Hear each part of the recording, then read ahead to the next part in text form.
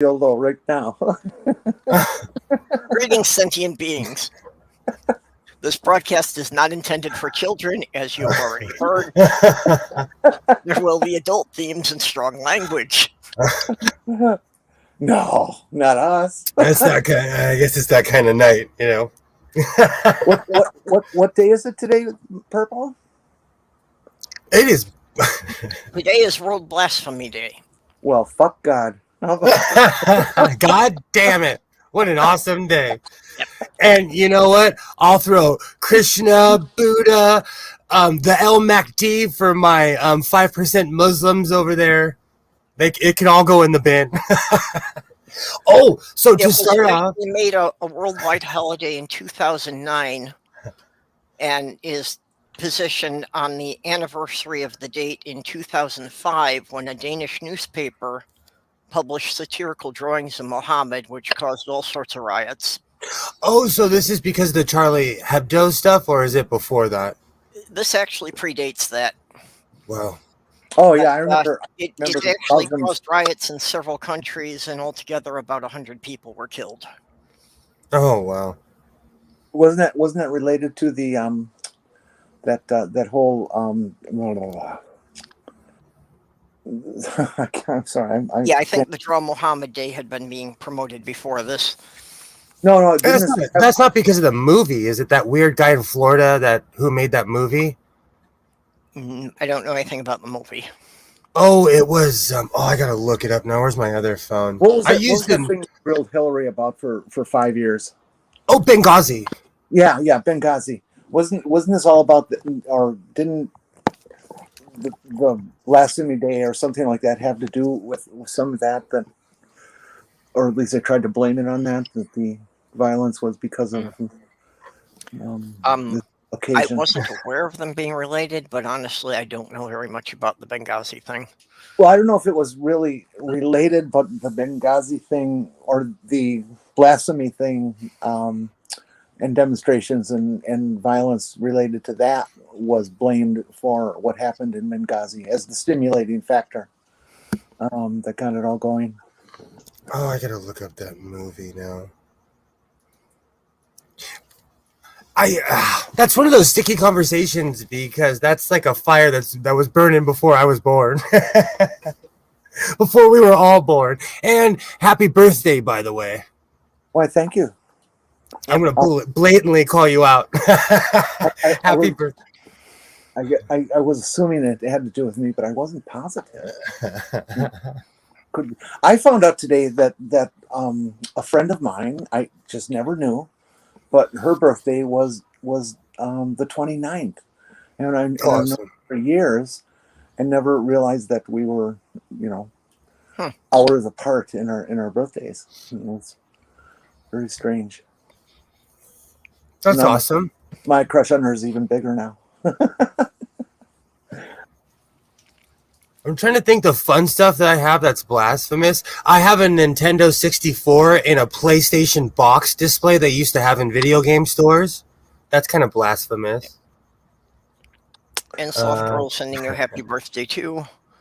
And we've got Jinzu in the side chat. Oh, let me turn the light on for this one. Thank you, Slack. Blasphemy makes me angry. It's like you got these religions that all believe in these things that don't exist, and then they expect the world to kiss their ass. So this is more funny. Jenny, I hope you laugh at this. This isn't a dig at anything, but when I saw it at my mom's house, I jumped at it. Go. It's an Apache attack helicopter VHS. That's kind of blasphemous in certain... A VHS or a game? Yeah. No, it's a VHS, and it's most kids wouldn't even know what to do with this because you have to squeeze it to get the VHS out. Oh, those. Yeah, no, it's like only the video rental stores ever use those boxes. So by my house, we've had this place called Video Depot, and it's been they still rent videos out. But the woman, she's really smart. She's also a Notary Republic. She's also a FedEx store, but she's always kept her video store. And so once every 6 months, I go in there and buy a bunch of VHSs. We had our convenience store here, a BP gas station, kind of the big convenience store in town, and they had a whole rack.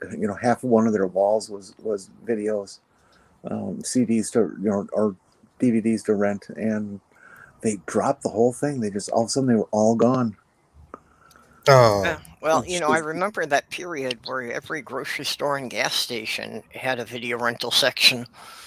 absolutely. Even here, when I was a kid, our local grocery store had video rentals. We had to remember which place that all the VHSs would go back to. Yeah, actually, for my birthday in July, my sister actually sent me a Dinotopia movie on VHS, and it's like, I'm pretty sure there's still a VHS, video player somewhere in my storage locker. I wouldn't even know where to look for it to dig it out. You know me, I'm an archaeologist. I have quite a few just in this room alone. Hey, Vaughn. Because of COVID, they're a lot of thrift stores don't sell electronics. Like the big ones like Goodwill, they don't sell electronics that much because they sold like their entire stock during COVID because everybody wanted to play their old gaming system, Mm-hmm. Oh yeah, well the old game consoles are still pretty collectible. And the old tube TVs, you never see them at the thrift store anymore. Well, I go to one like in LA where no one speaks English, but like you don't see them at Goodwills anymore because, people like me have Nintendo 64s and Sega Genesis and old school Nintendos, and they do not work on these HD TVs. Yeah, that's what I've heard. Well, they don't. Mario looks like Donald Trump. Well, and with the flat screen TVs, because they scan differently, the controllers don't respond to the pictures on the screen. Couldn't you pump one through? Couldn't you pump one through one of those digital converters like they had one digital? Yeah, well, I mean, you can hook it up and you can see it playing, but it throws the timing off. So I did that on the controller. Like when you're shooting at a target. Hey, you're not actually seeing where the target's actually going to be at the time when your shot releases. Now, you do realize that talking about this is blasphemous to digital streaming concerns. So we're still within the topic. Hey, Randy. I'm trying to think. I got all kinds of blasphemous stuff. Some stuff I can't show. Ooh, I have Jesus with an M16. That's kind of blasphemous. Oh, I don't know. It depends on what church you're into. or country you live in. Did you know, I never knew, and I heard on a documentary, Afghanistan was the third largest arms maker in the world up until the war. And they still have that skill. Like they're still, in a weird way, like the third largest arms dealer in the world. Actually, I think that's a big reason we went to war with them. We wanted to crush that industry so that the U.S. manufacturers would get all the business. Mm-hmm. It makes sense. Afghanistan. I was just, I said, I had the same reaction, Jenny. I had the same reaction. I was like, what? But they showed they were making them by hand and they were better built.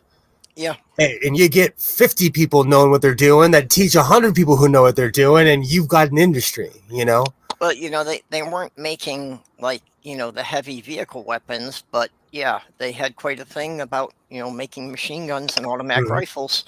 Yeah, well, still more than those than any weapon in the world, so it makes sense. I thought it was crazy. I was like, wow. Okay, and one of my own memes. 'Tis Thor's day. Let us get mightily hammered. Blasphemy! Blasphemy!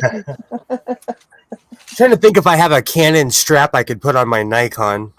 That's blasphemy. Blasphemy! Blasphemy! But I don't even think I own anything Canon. Do you know what's sad? Like, I bought a Ford vehicle because I grew up with Ford vehicles, even though they're crap. I and even when I got my dad's truck, like I inherited something that he's been working on since he got it in 1988. My brother it has lives on pickup trucks for their family business. Oh, okay. And they've always had GMCs and Chevys. And he finally just got sick to death of them, and he bought himself a Ford recently. Is it like a brand new one?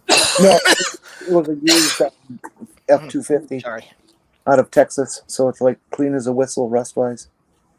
They're workhorses, absolute workhorses. I love both my trucks, even though if anyone wants a TARDIS Blue F-150, let me know, because I'm gonna give that thing its walking paper, and then buy like a $3,000 embroidery machine.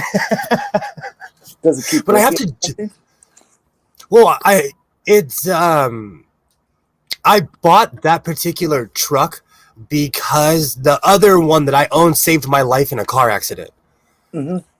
And so I'm like, no, like I'm buying the same truck because that truck's, I know it will save my life, And when I got it, it was a lemon, and I've worked on it so much that it's not a lemon anymore. And now I want to get rid of it.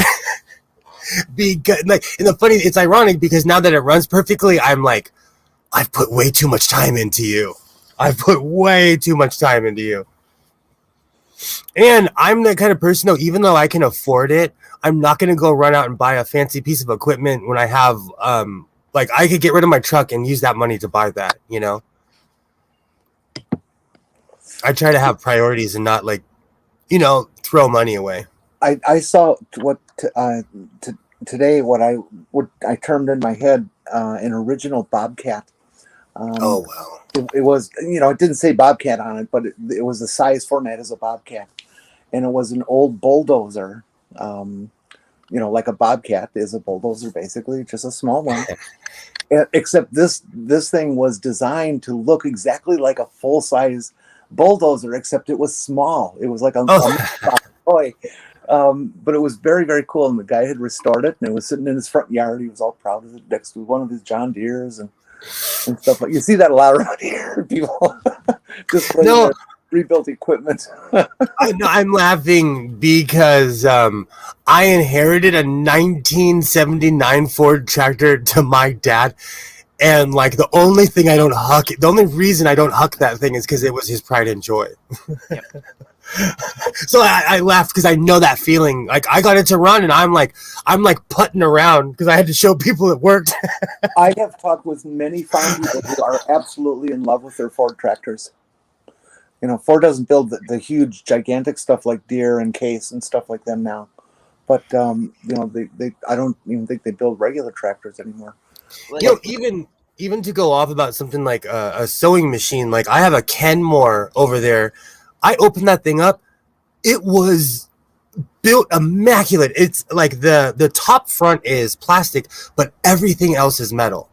And so Kenmore went out of their way to make a top of the line sewing machine. And I was actually impressed, and Brother as well. Well, Kenmore was the Sears brand. Mm-hmm. Depending what year it was, they were manufactured by different manufacturers in different years. So depending on the year, it could have even been manufactured by Singer. Oh, wow. I never thought about that. Because when I think of Kenmore, I think of refrigerators and washers and dryers. Well, those are built by anything somebody with else. Kenmore brand is just Sears contracts it for another company to build it and slap their label on it. Yeah, that's like... There's no discounting Kenmore, though. They sell some really good quality stuff. I was really shocked because there's certain machines I take apart and I'm like the Singer heavy duty. I told you I watched a documentary on it. Oh, I watched a video on it, and someone opened it up. The outer casing was metal, but everything else inside was plastic. Mm-hmm. You can. I'm like, repair sewing machines? Really? What's that? You can repair sewing machines? Oh yeah.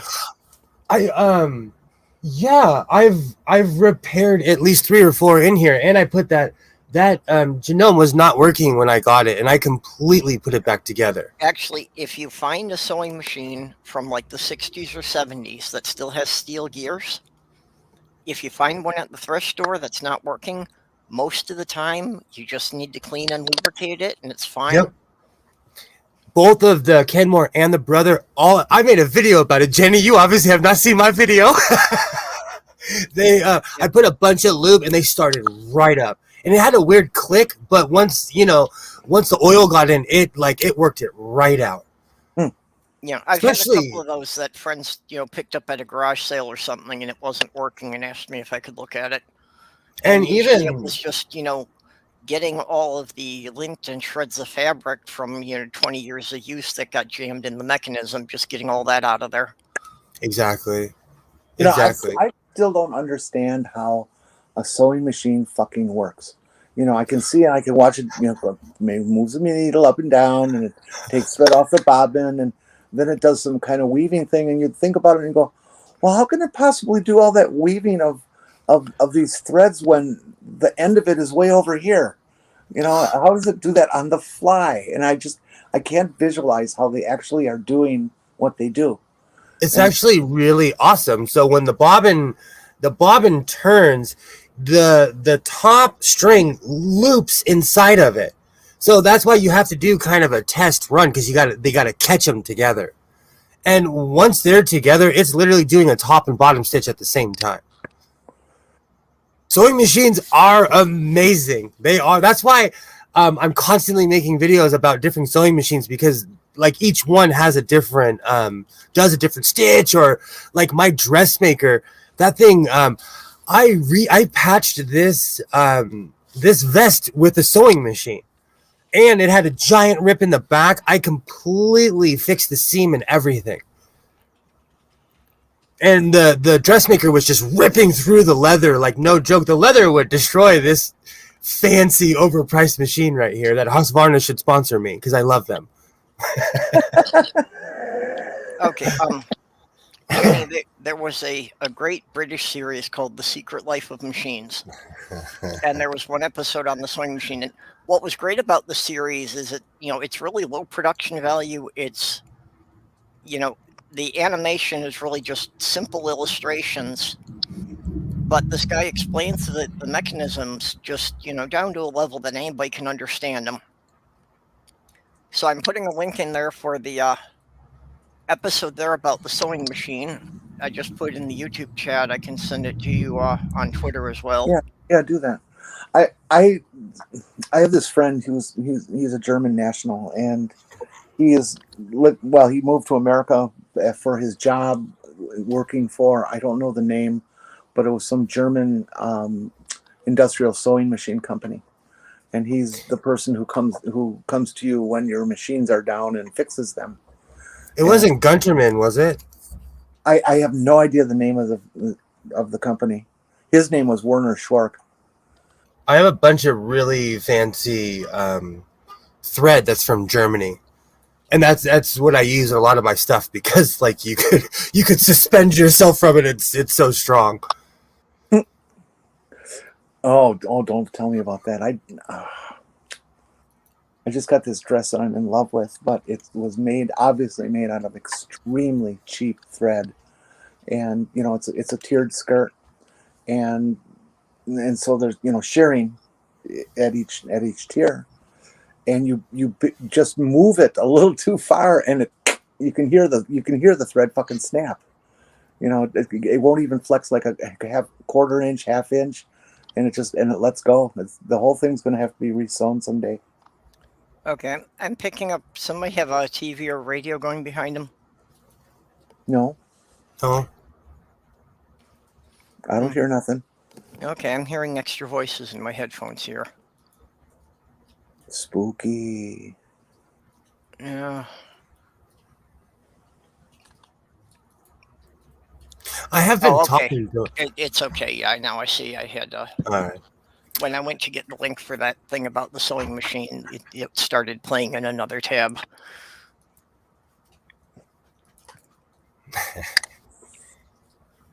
Hey, Nerdy. Hey, Nerdy. Yes, nerdy. That's why we want them. Hey, nerdy, fuck you. That is utter blasphemy. Utter blasphemy. Oh, Isaiah. Speaking of blasphemy, Isaiah has a Blue Lives Matter patch. Blasphemy. That kid. Oh, it's opposite day here. It's always opposite day here. Too much lube is the problem with those latex sheets.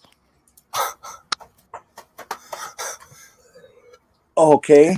I don't know. So when you said that, you reminded me. I can't wear silk boxers or have silk sheets. I'm from a weird era, but like, I feel like I'm gonna slide off, and silk boxers feel like they're moving while I'm not. I know I'm from a different era. Those probably aren't even cool anymore. I love satin and silk and nylon treacle. It's just I love slippery fabrics. But I have trouble with those textures. It's a girl thing. I do too. I have trouble with those. It's an autistic thing. So if I'm an autistic girl, then I might got a dilemma there, huh? Hey, here's my newest one. In Neil's stream, he inspired me to make this one tonight. If you believe God will protect me, ask yourself, why does the Pope need security guards in a bulletproof car? When the Pope was shot, don't you? Yeah. I don't remember which Pope that was. Yeah, but I'm not trying. If God's not gonna protect the Pope, why is he gonna protect Joe Redneck? You reminded me of something. One of the I saw this documentary, and regardless of what you think about Richard Nixon, there was this huge protest at over by the White House with all these veterans. And he looked at the Secret Service. He's like, "I'm gonna go over there," and they're like, "Don't do it." And he went basically with one other Secret Service person and walked over there, and talked for like 2 hours to these people. You would never see, the Pope coming with the Pope mobile and 50 security guards. Just when I was a kid, I saw through that BS. But I was a part of World Christian Day or Catholic Day when they sent all the Catholic kids to Rome in the 90s.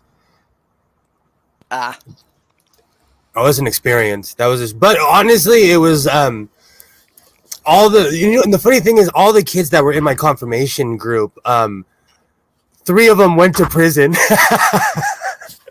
we were a bad bunch, but they sent us all to Rome. Okay, I got a Nixon reference here too. Look, let me get this. Hey, Stool. Hey. Good to have you drop in. I know you've been having problems with your phone and all there. Hey, how you doing? Hey, say hi to Stool. Tell him he's French. We miss Stool. How you doing? Isaiah, hey. Are you're not feeling well or what? Oh, I'm not well. I'm not saying I've got the COVIDs. That would be bad. But just for the record, if you've not had your jobs and you get it, fuck off and die. I hate you.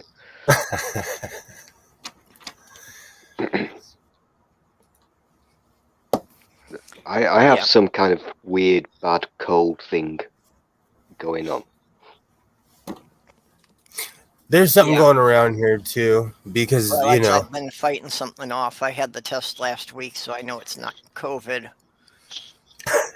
But anytime I'm feeling under the weather, I start taking vitamin C pills, doing push-ups.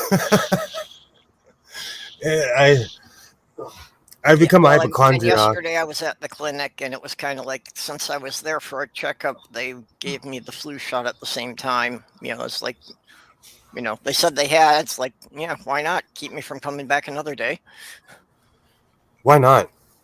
So I got that extra jab, but yeah, this is going to be like plaguing my throat for weeks. It's just the way it gets with me.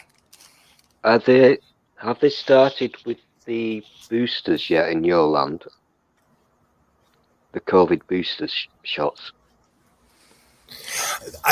They haven't not around here that I know of. Yeah, I think they're still gearing up the distribution. I'm going to tell you the honest truth. In LA County, we're a sad story because a lot of people haven't got any jabs at all whatsoever. So we have a large population of people who are flat out refusing. Mm-hmm. Like, you know, and because we are such a large, you know, I always say there's 10 million people just in the county I live in. And, I don't know, 40% of those people don't have one COVID shot. It's unreal here. It's unreal. I read a statistic today that said right now 2,000 unvaccinated people are dying a day. Mm-hmm. Yeah. And the conservative bloggers and pundits and stuff have started to realize that, you know, at this rate, it's not going to take much longer before we lose elections just because so many people have died. Yep. Yeah, they're going to lose elections. Who have died in Florida already exceeds the margin that DeSantis won his last election by. And since most of those were elderly people, which is the biggest Republican voting bloc, he could be in trouble. They're going to lose elections, and also Fox News is going to lose its viewers. So, yeah, they're doing a quick. Yeah, maybe we should change our tune on this one. Yeah, you know, who knew that killing off your voters could be a deal breaker? I know. The Republican Party in general, it makes me laugh when they talk about, like, oh, America, this. They are the biggest traitors that are walking around right now. Okay, Von Rick says he got his booster. What state are you in, Von Rick? I mean, as soon as my clinic gets it, I'll certainly go and get it, but I won't even, like, I go to a doctor and they're like, we know you're stubborn, so boop, there's the jab, boop, here's one for your kid. I've got to apologize if you can hear me heavy breathing. I know that Jenny usually likes that kind of thing, but I'm using a really shitty pair of earphones, so I've no idea how I sound, and I'm full of a cold. Actually, you sound quite good. Yeah. Oh, Perks, I love you so much. Well, you sound a little pervy. Oh, go and play with your old tray. I think I'm genuinely interested in this one because with the booster shot issue, I don't know what the situation is in your country. I have no idea. But it's looking to me like we, in air quotes, will all have to have a booster shot, a third jab. And it's looking like people who wouldn't usually qualify or want to get a flu jab, old-fashioned flu, are probably going to be. It's going to be suggested that they have one. Okay, so Von Rick's in Ohio, so I guess some states they have the boosters now. That means they actually have people who are taking comprehensive care of their people. Wow. Here we're still fighting. We're still fighting over elections. Hey, Will. I hate to butt in. This is not going to end well because my phone is shit. So if I disappear very quickly, I apologise. I'm not being rude. Will, I need to ask you a question. Okay. Are you still a racist? No, that's a joke. Will, are you familiar with Hal Spanks? No, Hal Spanks. No. I need an American to help me out on this one. He's a comedian. Apparently, I'd never heard of him before, but I've been watching his live streams, which he does daily. Oh, you mean Hal Sparks? Oh shit, Sparks. Yes, Sparks. Oh my god, I said Sparks. Of course I know who Hal. Yeah, Hal Sparks is one of those people that has just endured and been around forever. Just for the record, that was not a Freudian slip. I honestly, Hal Sparks. So, is he a funny person, or will I find out in a few days' time that he's done a bad and he accidentally showed his penis to people? No, he hasn't been canceled. He was on Queer as Folk, Talk Soup. Hal Sparks is old school. Okay, I kind of like him, Will, because he's got an air of Wayne's World about him. I like his humour, and I love how he does his things on his live streams, and he's very political, which is not, to everybody's taste, but I find him really funny. I need to go subscribe. Where's my other phone? So Hal Sparks has a channel? Stool, you can just say that you think he's cute. It's okay. Oh, Jenny, I don't like you. Just go away.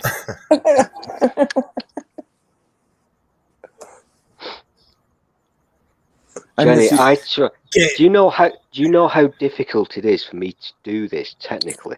It's really difficult. And yesterday on B's channel, I literally, and I'm using the word correctly, wasted an hour of my life trying to get you to say poo poo, and you wouldn't fucking do it.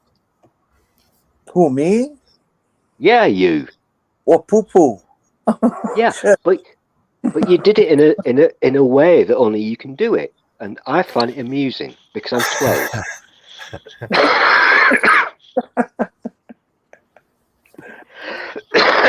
I've also got a thing going on with my lungs, so I apologise for the coughing.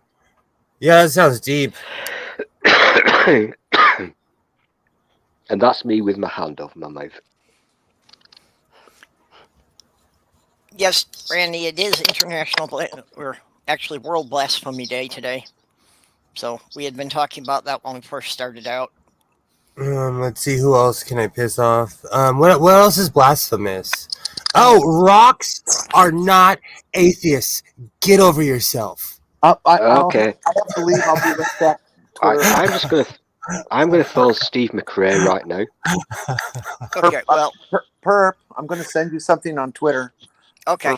For Blasphemy Day. I'll be right back.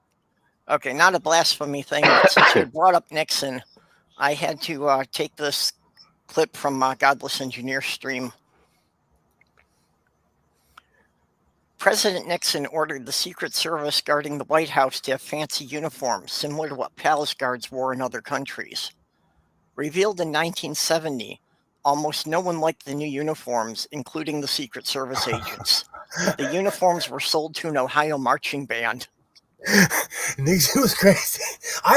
Nixon put a bowling alley in the White House. Nixon was crazy. I am one of those weird people that I follow politicians and in other countries too. So Nixon was nuts. Yeah, you're weird. I am. Yeah, but compared to what we've got now, Nixon seems like a harmless practical joker. Well, they were more personable. Like I said, like there was a protest and there's film of it. He walks up to all these hippies and ex-service people and is like, look, I know you hate me, but I'm here to talk to you. And he walked into an anti-war protest and talked to the people. Like what president would do that? Just an FYI here, my phone is now hotter than Mars. Okay. Just giving you a warning. Yep, so probably can disconnect you. But, back in the 70s, though, we didn't have the kind of partisanship we did now. If something happened that people got killed, both the political parties came together and did something about it. Exactly. And in your country, that would be, and correct me if I'm wrong, I quite often am, that would be down largely to that guy with the stupid name, Newt Gingrich, because he created this whole let's just call the other people evil all the time thing. Well, the Reagan era was like when they would call women on welfare welfare queens, and they painted people as like generational welfare and stuff. So there definitely was othering of people in that time. Oh yes, and people who grew up excuse me people who were children in those times are now people who are adults who are in power. And these people are very scary. Very fucking scary. Jenni had a very appropriate one for our Blasphemy Day here. I love this one. It's just so filthy. And it says, when you finally drop a meme that even shocks people who your offensive meme group in your offensive meme. And at the bottom there, if you can't read it, it says, Jesus fucking Christ.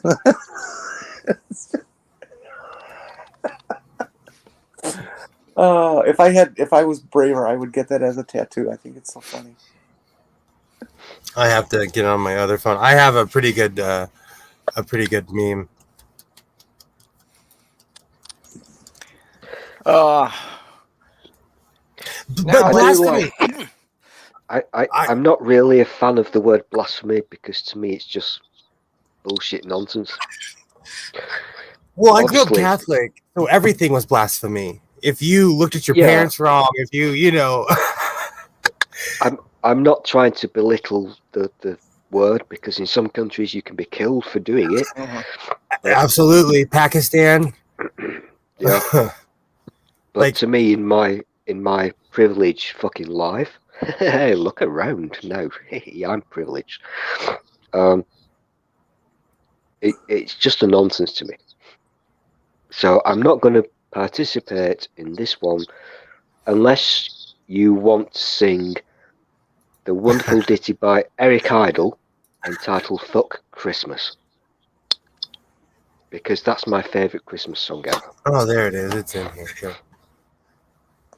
You're getting photobombed. Oh. Well. Okay, so the booster is just another dose of the same stuff we already got. Yeah. Okay, I thought they were like adding something to update it for the Delta strain. They do. When you're not looking, they add some 5G, but it still doesn't hurt. Yeah.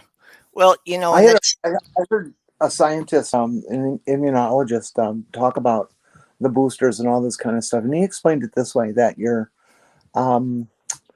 immune system is kind of like you as a person. That if you say go out today and you run a marathon, you're going to be tired when you're done, right? And then they say, 4 or 5 hours later, you got to run another one, and so you do, and you're even more tired. And then they say, well, I'm sorry, one more marathon today. And you might not even finish that one. You're so tired. And he says, that's what virus or vaccines are kind of like to the immune system, that when you give a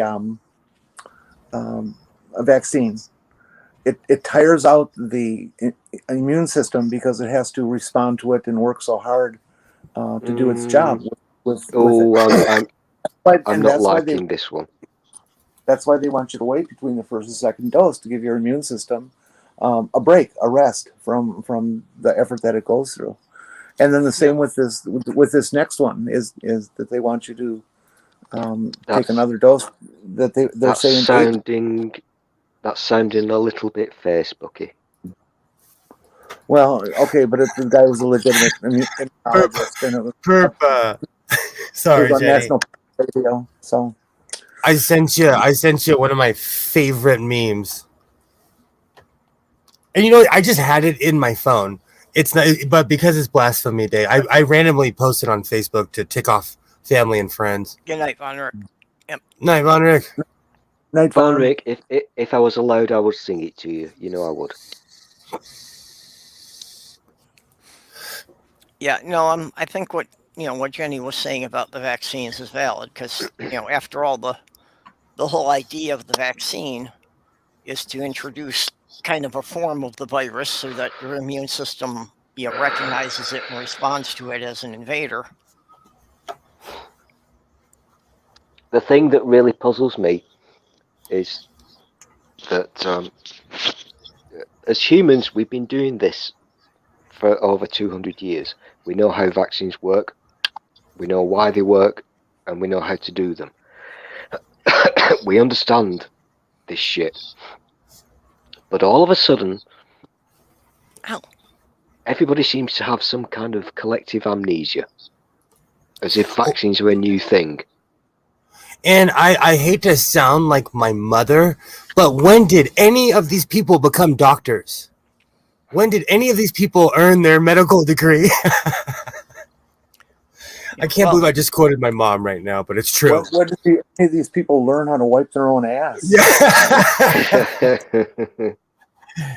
I don't listen to armchair quarterbacks.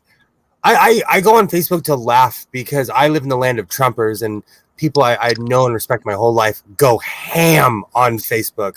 So my Facebook is lit. I see real, like, people who truly believe that Trump can be reinstated. I love this meme. This could be us, but you keep praying.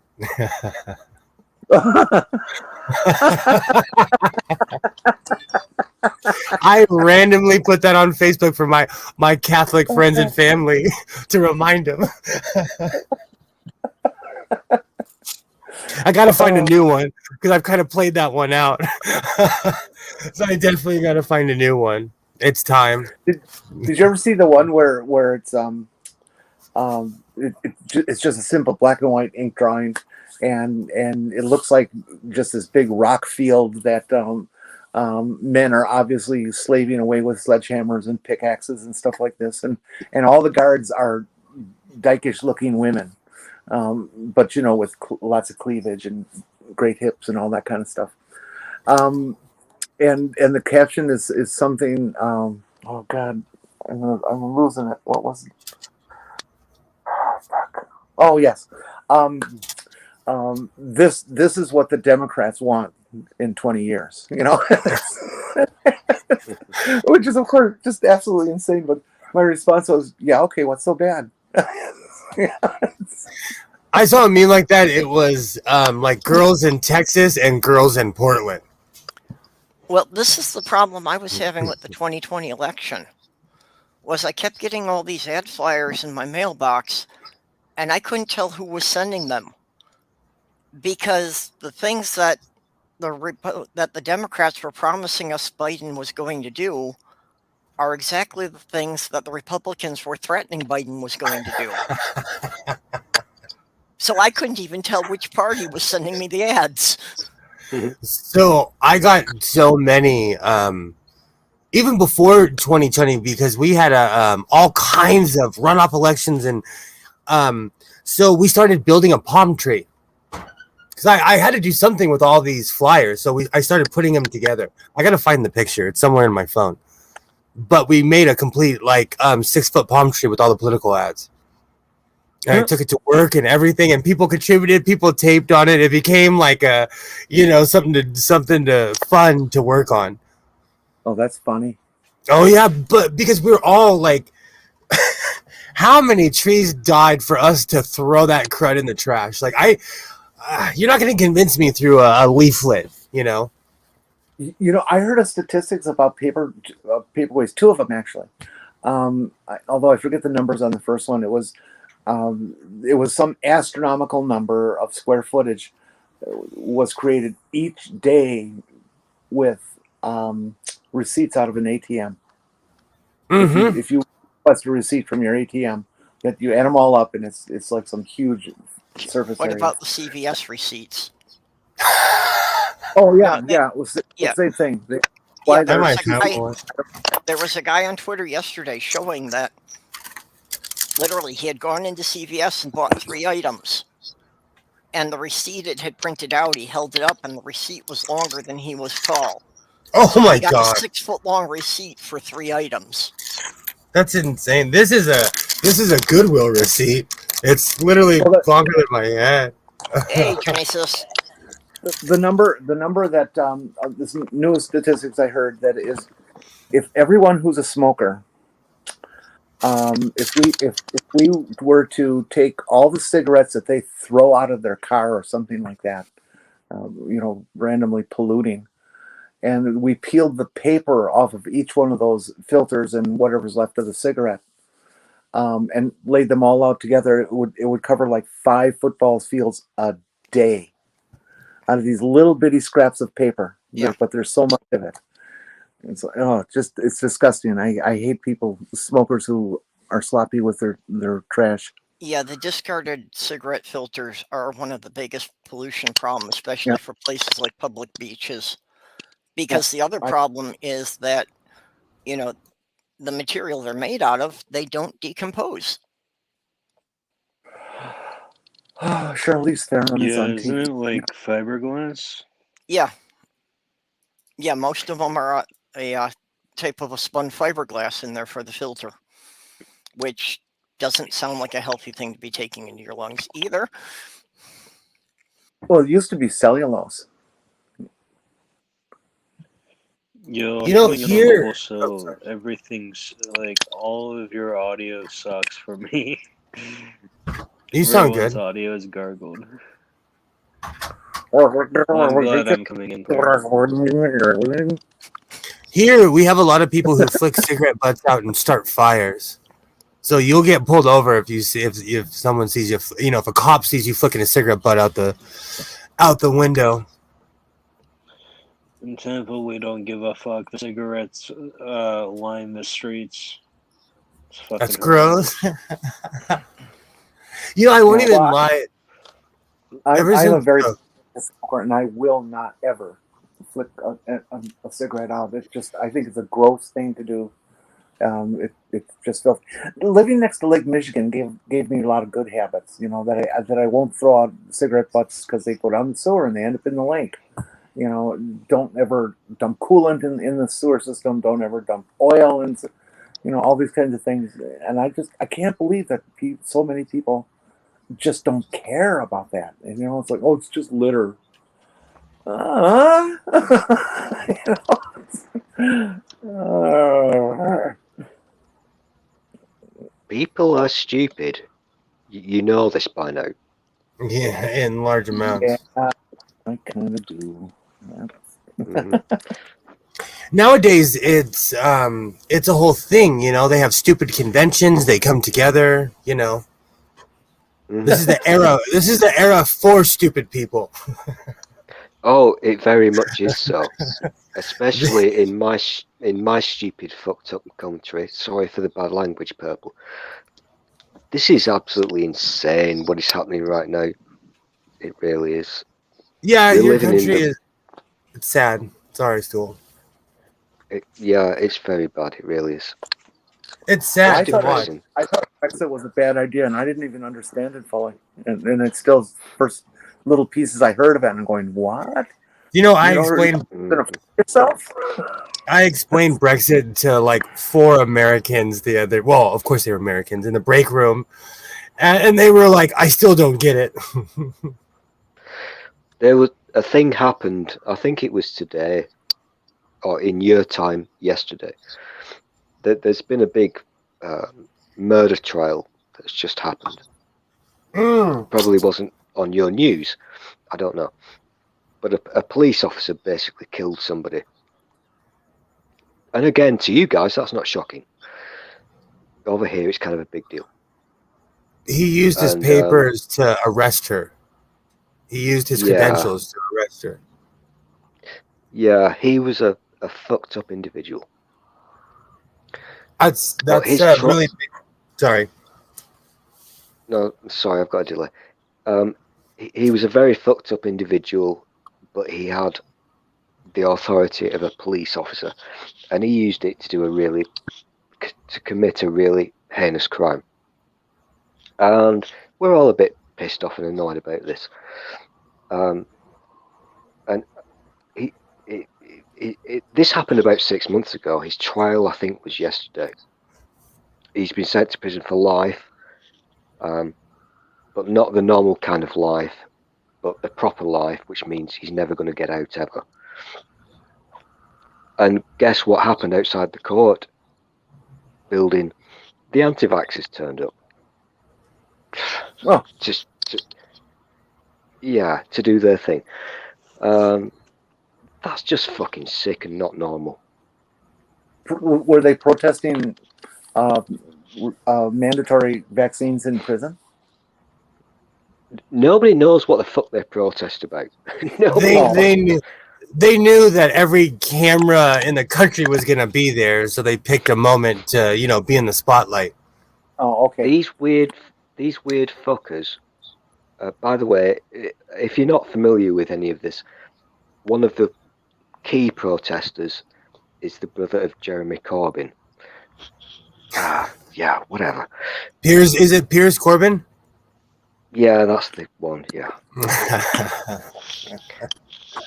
And I banged my head against the wall about this so many times because these idiotic fuckers were out protesting about their lack of freedom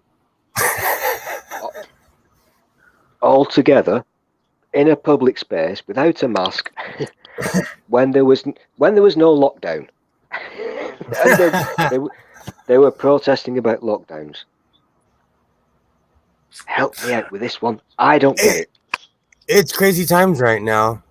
Like even right now, I'm watching the Dodger game, and there has to be at least 80,000 people. The stadium's filled; it holds 100,000 something people. The stadium's almost completely to capacity, and no one's wearing masks. Yeah, it's the people who have had so much freedom all their lives that they don't understand the concept of taking a little bit of responsibility to keep people from dying. Exactly. Well, I think that actually says a lot, Perp. I think that's very true. We grew up, in your generation, my generation, we grew up with the polio threat, of course, and so that was a marked part of our lives, the awareness of that and stuff, and things like March of Dimes, got started then, and take care of, poor crippled kids who are born that way and things like that, and just understanding that that we're here and we have to help each other, that it's just part of life. You've just hit the nail right on the head there, Jenny. And this is the thing that even sane people, not the crazy people, even sane people don't get this. It's not, let's all choose whether to have a vaccine or not. That's not how vaccines work. They work if we all do it. Because we have to all be responsible for each other. That's the whole point of vaccines. Okay, I agree with you. People doing it. I agree with you, but as somebody who works at a place that houses hundreds of special needs adults, we're finding, less people that are willing to help. And I'm not even saying in that field. I'm just saying in general. I also work with homeless youth. Like, we're hard pressed to find people, and this was before COVID, So there's not like good people. There's still good people out there, but they're becoming fewer and far between. Mm-hmm. People without having an agenda or some weird agenda. Back in my hippie days when I was, working with groups of people that were establishing grassroots organizations and working for grassroots organizations while we're also going to school full time and have a job part-time, if we, and at the hotline, if we were supposed to, as volunteers, when I was volunteer instead of paid staff for it, we were asking people to do a 4-hour shift, once a week, was for their volunteer. And if they wanted to do 2 or 3, that's fine. But if there was problem getting people overnight, which was of course the hardest time to get people, there was a bunch of us who would just work a 24-hour shift. Wow. Well, and because it just had to be done. We were getting 30,000 calls a month from people who were desperate for help that had nowhere else to turn. And even back then, I had non-hippie people say, "Why do you waste your time doing that?" It's like, wait a minute. If I don't do this kid's going to kill himself. No, that's how I feel the same way about like homeless youth. When people talk about it, I'm like, you should do something about it because we need help. I just don't understand how there can even be a question about it.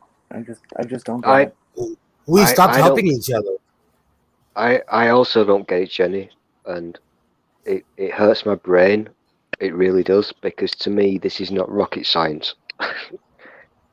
vaccines, it's a really simple concept. You don't have to be a scientist. We've been doing this for over 200 years. We know how vaccines work, and the basic fucking principle is you've got to have a lot of people doing it, otherwise it's a pointless exercise. Well, okay, the thing that gets me is just this the whole simple thing. fact. I'm sorry, go Sorry, ahead. folks. No, go ahead. No, sorry. That this whole thing that, and I'm going to say it comes from America because you're tyranny and all that shit. This is not what you do. You don't say it's a personal choice. It really isn't. I mean, yes, it is, but you make the right choice, not a selfish choice. So usually I save my hot takes for Twitter, but I got a hot take about freedom. I think excessive freedom is overrated, and I think the freedom to choose to get vaccinated is kind of dumb. Okay, I'm going to need more context because I always misunderstand what you're saying because I'm a dick. I also think pants are overrated, but that's just me. I feel strongly that if you are able to get vaccinated, like you're a healthy individual, you should. Mm-hmm. And I don't think it should be a matter of personal choice whatsoever. I don't think it's freedom to. I don't think it's freedom to not get vaxxed, and that's about any of the vaccines, not just the COVID vaccine, because, like it, the reason why diseases come back is because of this conspiracy theory bullshit, and it's just like dishonest misinformation. So that's my hot take. Yeah, I think I also think though the only reason they can't do that. Well, I didn't hear the first part, but the reason that they're not treating America like Australia is because we have guns. I truly believe the only reason they're not forcing us all to stay at home or get the vax, The reason they're not forcing us all is because quite a lot of the Republican Party had supported the whole conspiracy thing, that it wasn't real, that the virus was a hoax, and they don't want to back down from that. No. And the reason they supported that was in the beginning, they wanted to convince everybody it was harmless so everybody would go back to work so their stock dividends wouldn't suffer. Oh, our school system is the kids are just passing it back and forth to each other. They're giving it to the adults. It's unreal. I got a letter. I told you I got a letter that said, if your kid has COVID, make sure they quarantine because people aren't properly quarantined and they're sending their child with COVID to school. I don't think anyone can really justify reopening the public schools before children could get the vaccine. That was just reckless endangerment of all the children. And in your country, you've also got this horrendous situation where people, let us just say, just imagine a downward pointing arrow on your map. I'm not naming states or anything, but you've got people down there who are dumb, I'm just going to say it, and they've got people who are in charge of them, the whatever, what do you call them, senators, whatever, who are lying to them. They're blatantly lying to their own fucking people. Because they lied for them for a year solid. So now even if they realize that, that they were wrong, they can't admit they're wrong. No, they can never lose their voter basis if they admit they made a mistake. No, they can never backtrack. They can never change from the script. I mean, I'm in a state where, we famously banned mask mandates, and my school county is pretty based because we're like, fuck you, governor, mask mandates. So when I go to school, even though it sucks welding with a face mask on, I wear a face mask. We're seeing Republicans attacking each other because the ones that have admitted that the Arizona recount showed that Biden won, which is what we knew in the first place. The ones who are acknowledging that that is the truth are being attacked by the ones who are saying that, no, they're covering up the real report about the recount. They're crazy. I'm just going to say this. I've got to say this. All bamboo matters, okay? Just going to say it.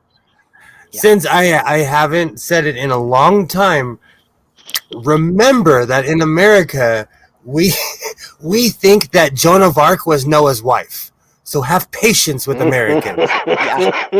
Have patience. Well, everybody is always going on about, my rights, and nobody wants to think about that. To get all the benefits of living in a society and to have all these rights and all these freedoms, the other side of that is that you have a little bit of social responsibility. Oh, absolutely. We only have a society from people working together. So if you're not occasionally willing to undergo a minor inconvenience to help the public at large, you don't belong in the society.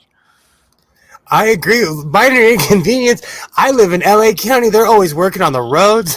There's always something where you have to be like, okay, I live in a society.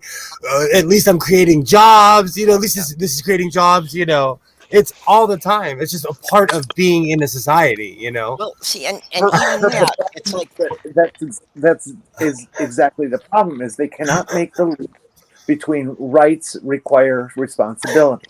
Yeah. That all they can think of is their own ego and their own self. So all they see is the rights portion of it. They cannot transpose to other people, which is the responsibility aspect. Yep. And can I just say between the mentality of a 10-year-old and the mentality of an adult.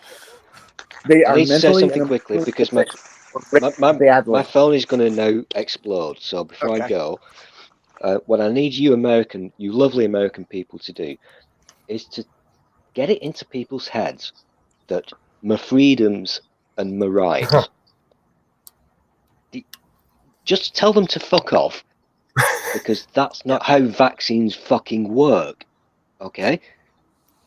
There is an element of social responsibility. You're not a person in a society if you want the other people around you to die. You've got to take responsibility, not just for yourself, but for the people around you, and also for the people who can't take fucking vaccines, who properly cannot take them for medical reasons. That's how vaccines work. We've known this for over 200 years. It's not rocket science. All right, I've said my piece. Hello, Sal. No, I got shouty there, sorry. Go on. Thank you, Jenni. Thank you very much. See you later. Oh, again, I'm sitting here in awe, and the Dodgers are killing them right now anyways, but I'm sitting here in awe of, I guess those people are all vaccinated. Because I think you can't go to Dodger Stadium unless you're vaccinated. But even with that being said, I still wouldn't go in a crowd of 80,000 people right now. Who's the Dodgers playing tonight? The Padres. Oh, their ass. Diana said it's now a rule for the whole MLB that you can't go into any major league ballpark without a vaccine. I guess that's an incentive. I guess that's a good incentive. But still, it makes perfect sense. Anytime you're going to be packing, people together in an enclosed space like that, it should be a requirement.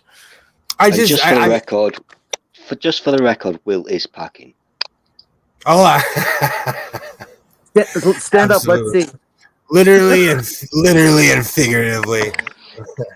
Hey, Will, Sal. did you hear? Here we go. Good morning, good evening. How are you guys? Oh, awesome. I honestly thought you were going to do the old good morning Vietnam. I'm so disappointed. Well, I'm in South Africa, so Vietnam would be a little bit out of context. I've no idea who this is. Can somebody tell me? Because I can't see my... Southern Hemisphere globe head. I'm on a 5-inch screen. Somebody tell me who this is. I can't see. Yeah, Southern Hemisphere globe head. She does, debunking flat Earth videos. Awesome. Oh, cool. Very awesome. Nice to meet you. Yeah. Yeah, but that's put up some only very nice. but that's only about some very nice short things of just photography work of basically showing sunrises and sunsets and various effects that you can't have on a flat Earth. But that only applies to the southern half of the flat Earth. Okay, Oh, not the whole. Yes, but there's a problem because on a flat Earth, nothing is supposed to rise and set. And in my videos, like almost everything rises and sets. And I say almost for a reason. Yeah. Well, some things stay above the horizon. Plate. You're on the opposite side of the plate, which is a little bit rounded, and so that's why it works that way there. But here, Jenni, yeah, pear-shaped apparently. I'll be back in a minute, guys. I just realized that she doesn't know who I am, probably. Yeah, you drove her off, Jenni. She's like, "Oh, what did I jump into?" She's been in the side chat here a few times, but this is her first time actually on the panel. She knows we're bonkers. Yeah, well, I comment on her channel, and I've been with her on the shills a couple of times. Awesome. Hey, you guys, I had a fun day today. I just want to get this out. Oh, good. I worked on my new car. I remember yesterday I mentioned that I set a personal record that I waited a whole 9 days before I started taking it apart. Yeah, I saw your pictures about swapping the headlights and mirrors. Yeah, I swapped all the headlight assemblies and all the mirrors to the custom parts that I had on the other car because they're just too expensive to let go to a junkyard. Oh, heck yeah. Yeah, well, and that was one of the big benefits about getting this car was that you could take parts off your old one. Mm-hmm. Oh, that's like I just had a really good time doing it. I knew exactly the job that I'm doing, and so I didn't have to think or nothing about it. And I would just be able to just sit there in the sun and just casually do it. And I got sunburned, but I got my hands in there and I got filthy, greasy, sticky. I sliced my hands up. I'm bleeding like a stuck pig. It was just a great day. Well, it's good to spend your birthday doing something you enjoyed. I miss it. I spent my birthday doing something I enjoyed. My birthday was this past Sunday, and I was just outside filming the sun. Well, happy birthday! Thank you. I'm on this earth just almost half a decade, what do you call it? Half a century. Oh, so you're 5 years old? Yeah, no, I hope I was 5 years old. But actually, when I was 5 years old, apparently I was quite naughty. And I set my house on fire. I burned down our garage. Are we meant When I was 5 years old, I watched the first man set foot on the moon the day after my 5th birthday. Yeah, I was a little bit late. I was born after the Apollo program was rested. When was the last mission? In 1972. Yeah. Yeah, I was born in 73. I was the target audience when Sesame Street premiered. I was 5 years old when the first episode of Sesame Street came on the air. Wow. So, and if you I think was one about, of the first kids to learn their alphabet through Sesame Street. Let me ask you, Purple. You've been on this earth for quite some time, and you know what was happening when you were a kid and how much life has changed since then. The way we do things, and like I'm in South Africa, you guys in America, we're having this conversation now. Things have really changed, right?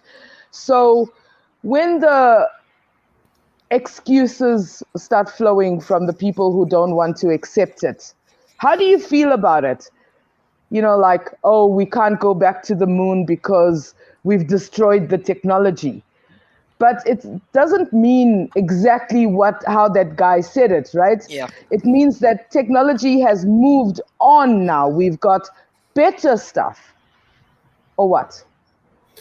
Even even with the younger generation, I've seen people that think that World War II never happened. They think that we never landed on the moon. Even with the flat Earth people, it only took how many generations, and people don't believe in it anymore. Yeah, it's depressing to me. One of the things I have found really weird about being online is until I got on YouTube 3.5 years ago, I did not know anybody took Flat Earth seriously. I thought it was just a running joke. Same. No, I never even knew that, it wasn't even a joke here. Like, I remember vaguely them mentioning it in like early primary school. Oh, at one time in our history, people thought the earth was flat. And that it was just a passing thing, Here it was more of a, I'm sorry. No. That's why I get surprised. Especially America. I held America in very high esteem because when I was growing up, we watched all the American shows, and even though it was apartheid, we had access to what was happening in America, and I was always in awe. And then, like in 2018, I heard, wait a minute, Americans are flat earthers? Really? Yeah, it actually shook my whole foundation. We have digressed. We have digressed majorly here. And it's actually really sad. To be like overly philosophical, but I think we have it too easy. That's why we just, all these big achievements. Like the kids born now, what do the parents do? They stick a cell phone in the kid's hand, instead of a toy, that the child can move around and play with. No, now the child just sits on its ass and, plays on the phone. So they don't know, You're right. When I was a kid, we were like feral animals. We would just go disappear. Yeah. And then come back for dinner, Yeah. My rule, my mother had this rule, and I had this rule with my kids. 5 o'clock is home time. You can go play like not too far away, but, a certain distance away from home. But at 5 o'clock, you must be home, or your parents are coming to shout at you in the streets. And if you didn't want your parents to shout at you in front of the other kids, you came home at 5 o'clock. It was the same here. I think also, I live in California, and I always, the way I was raised, my parents would be in federal prison by today's standards. So you can, and I'm not saying it necessarily is a good thing. I like all those people who are like, oh, my parents beat me and nothing's wrong with me. They're lying. They are lying. My father had a paddle that he had hand carved out of a 2x6. You would get gut by my pops if you acted crazy in public. He'd just walk up and gut punch you when you weren't looking. I had teachers who had hand-carved paddles that they used on students. No, guys, what? What different it was then. Yeah, well, okay, to be fair, my dad was born in 1921. He was a veteran who served in France during World War II. So just to give you an idea of the generation he was from. Yeah, hard generation. They lived a very hard life. Yeah, he grew up during the Depression.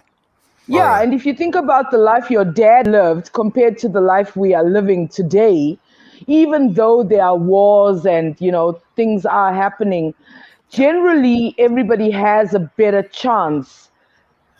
I actually think about that all the time because my father is from Savannah, Georgia.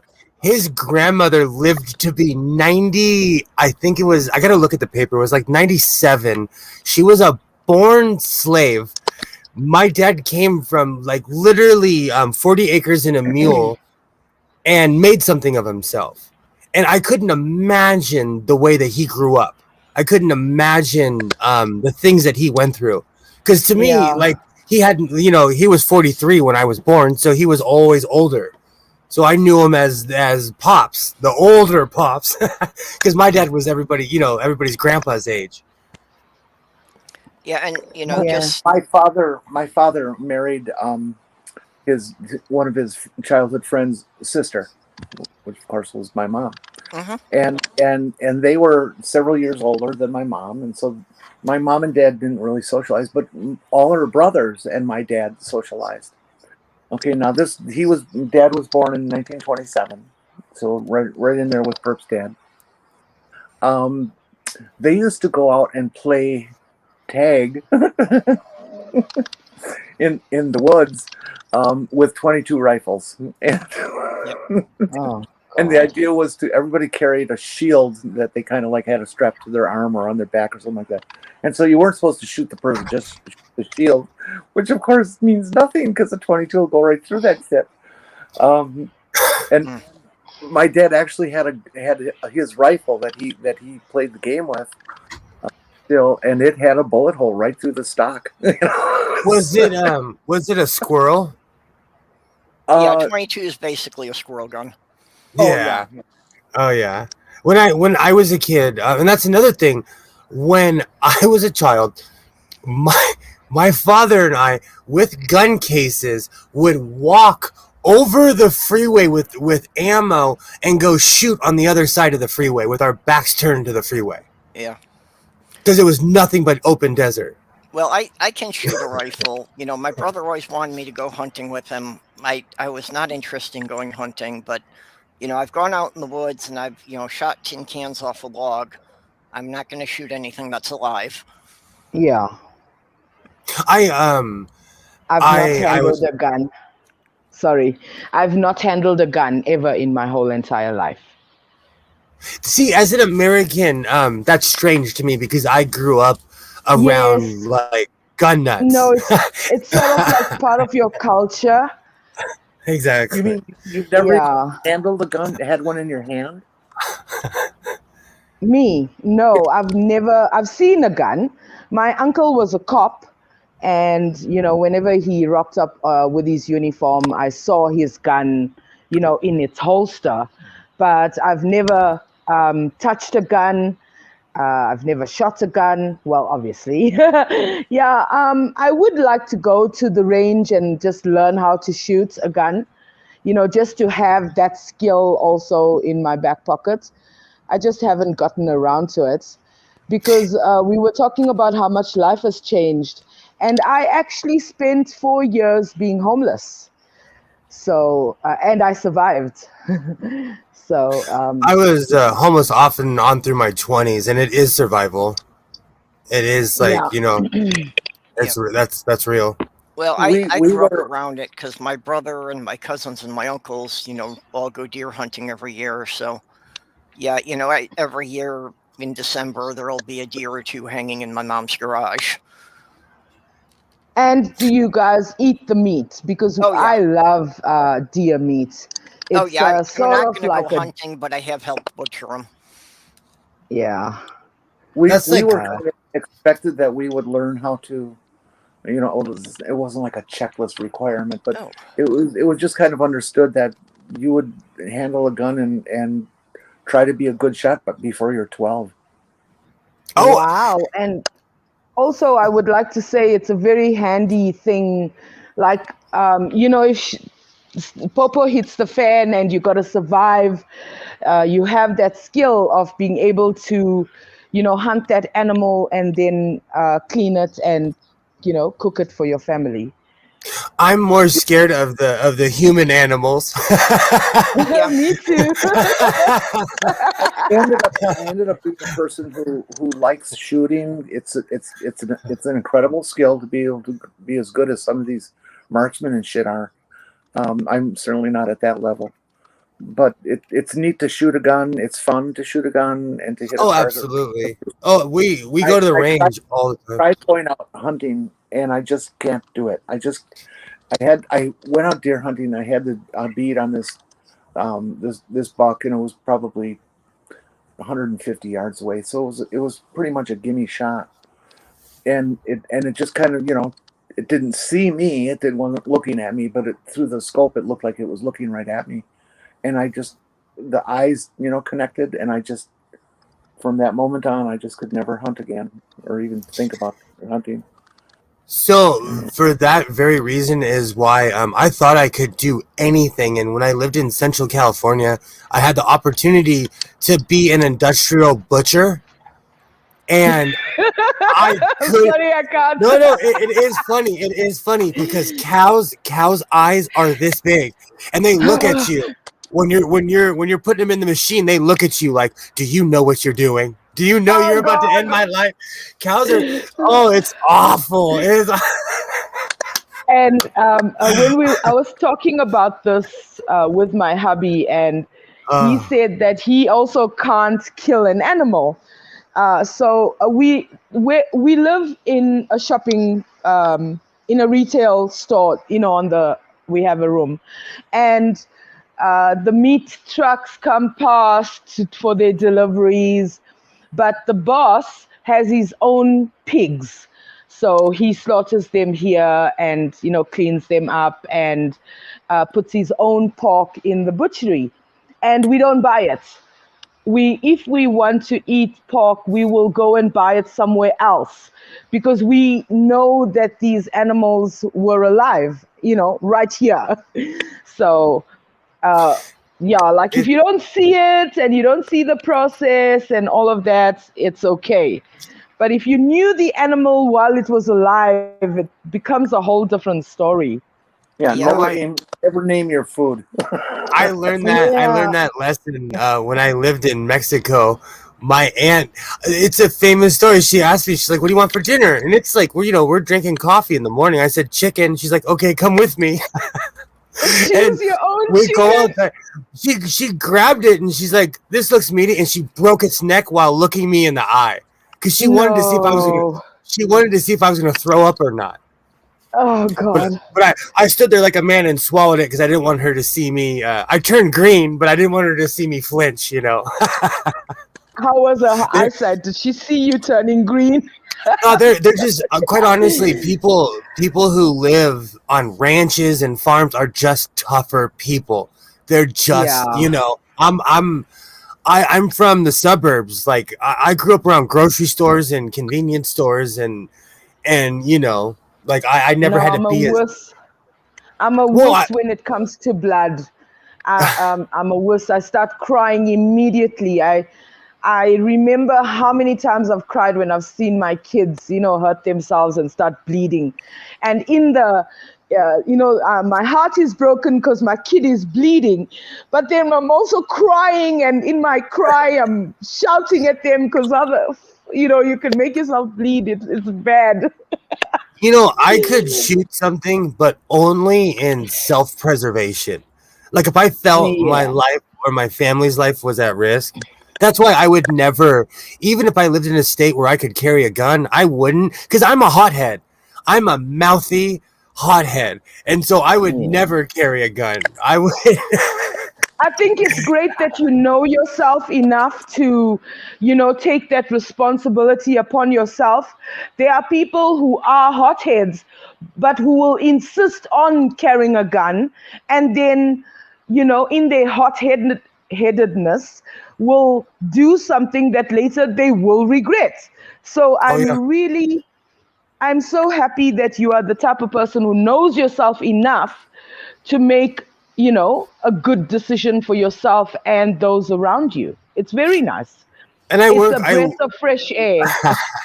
Well, you have to, rule number one is know thyself, And here, like where I live, I'm older, so I'm not even in these situations anymore at all, But when I was younger, even for all the guns here, people still got in fistfights, So even though everybody had a gun, people never pulled it out. I hate to kill the LA stereotype, But I mean, come on, there's nothing better than a one-on-one fist fight when you really want to get into it. But even now, I agree with you. But even now, I'm considered a dinosaur because that's my mentality. Because people don't fight anymore. People will bark at each other. It's kind of like a New York highway. Hold me back. Hold me back. Yeah, exactly. But when I moved to a city like Portland, I came from the streets of Los Angeles. In LA, if somebody talked trash to you and you did not defend yourself, that was a sign of weakness. And then you would get beat up every day after that. So when I came to Portland, like when people would say something to me, I'd punch him in the face. It's illegal to throw hands in Oregon. It's illegal to punch somebody, you know. So I had to learn. And that is very confusing about America. It's very confusing because each state has its own little pocket of laws where if you live in one state, it's like this, and then you go to another state with that mentality. It doesn't work in that state. You got to initialize yourself with what's happening there. I had to learn very fast because I grew up in a small town. Literally a one-horse town, one street ran right through the town.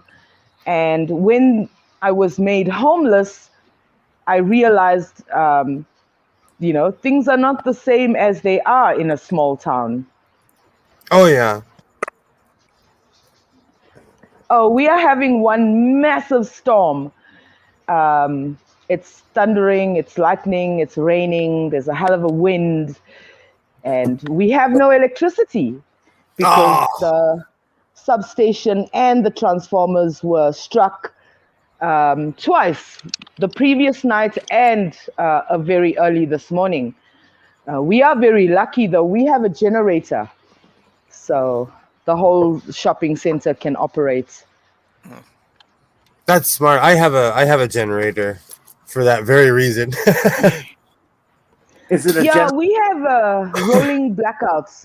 Well, it's not blackouts. It's literally the ESCOM putting the electricity off to ease the pressure on the grid because they are so kakslag. Jenni, I have a full 8-foot stand-up generator that could power my house and my neighbor's house. Yeah. I have 4 smaller generators, and I have 3 EU Whisper Watts, which are Hondas. But they're European Union they're called EU Whisper Watts. I don't know why, but that's the name. Oh, why do you have so many? Is electricity a problem in your country? No, not at all. But I live in earthquake country, and we have rolling blackouts all the time. So it's in my I own my own house, and when my father passed away, my mom looked at me and she's like, I want all this junk out of my house, not knowing that I had the same thing my father had. So now I have double generator in my house. Yeah, California has an issue with rolling blackouts in the summer because of everybody switching their air conditioners on at the same time. The power can't handle it. It's ancient. By American standards, it's just old. You know, it's like Clark Gable helped put it in. No.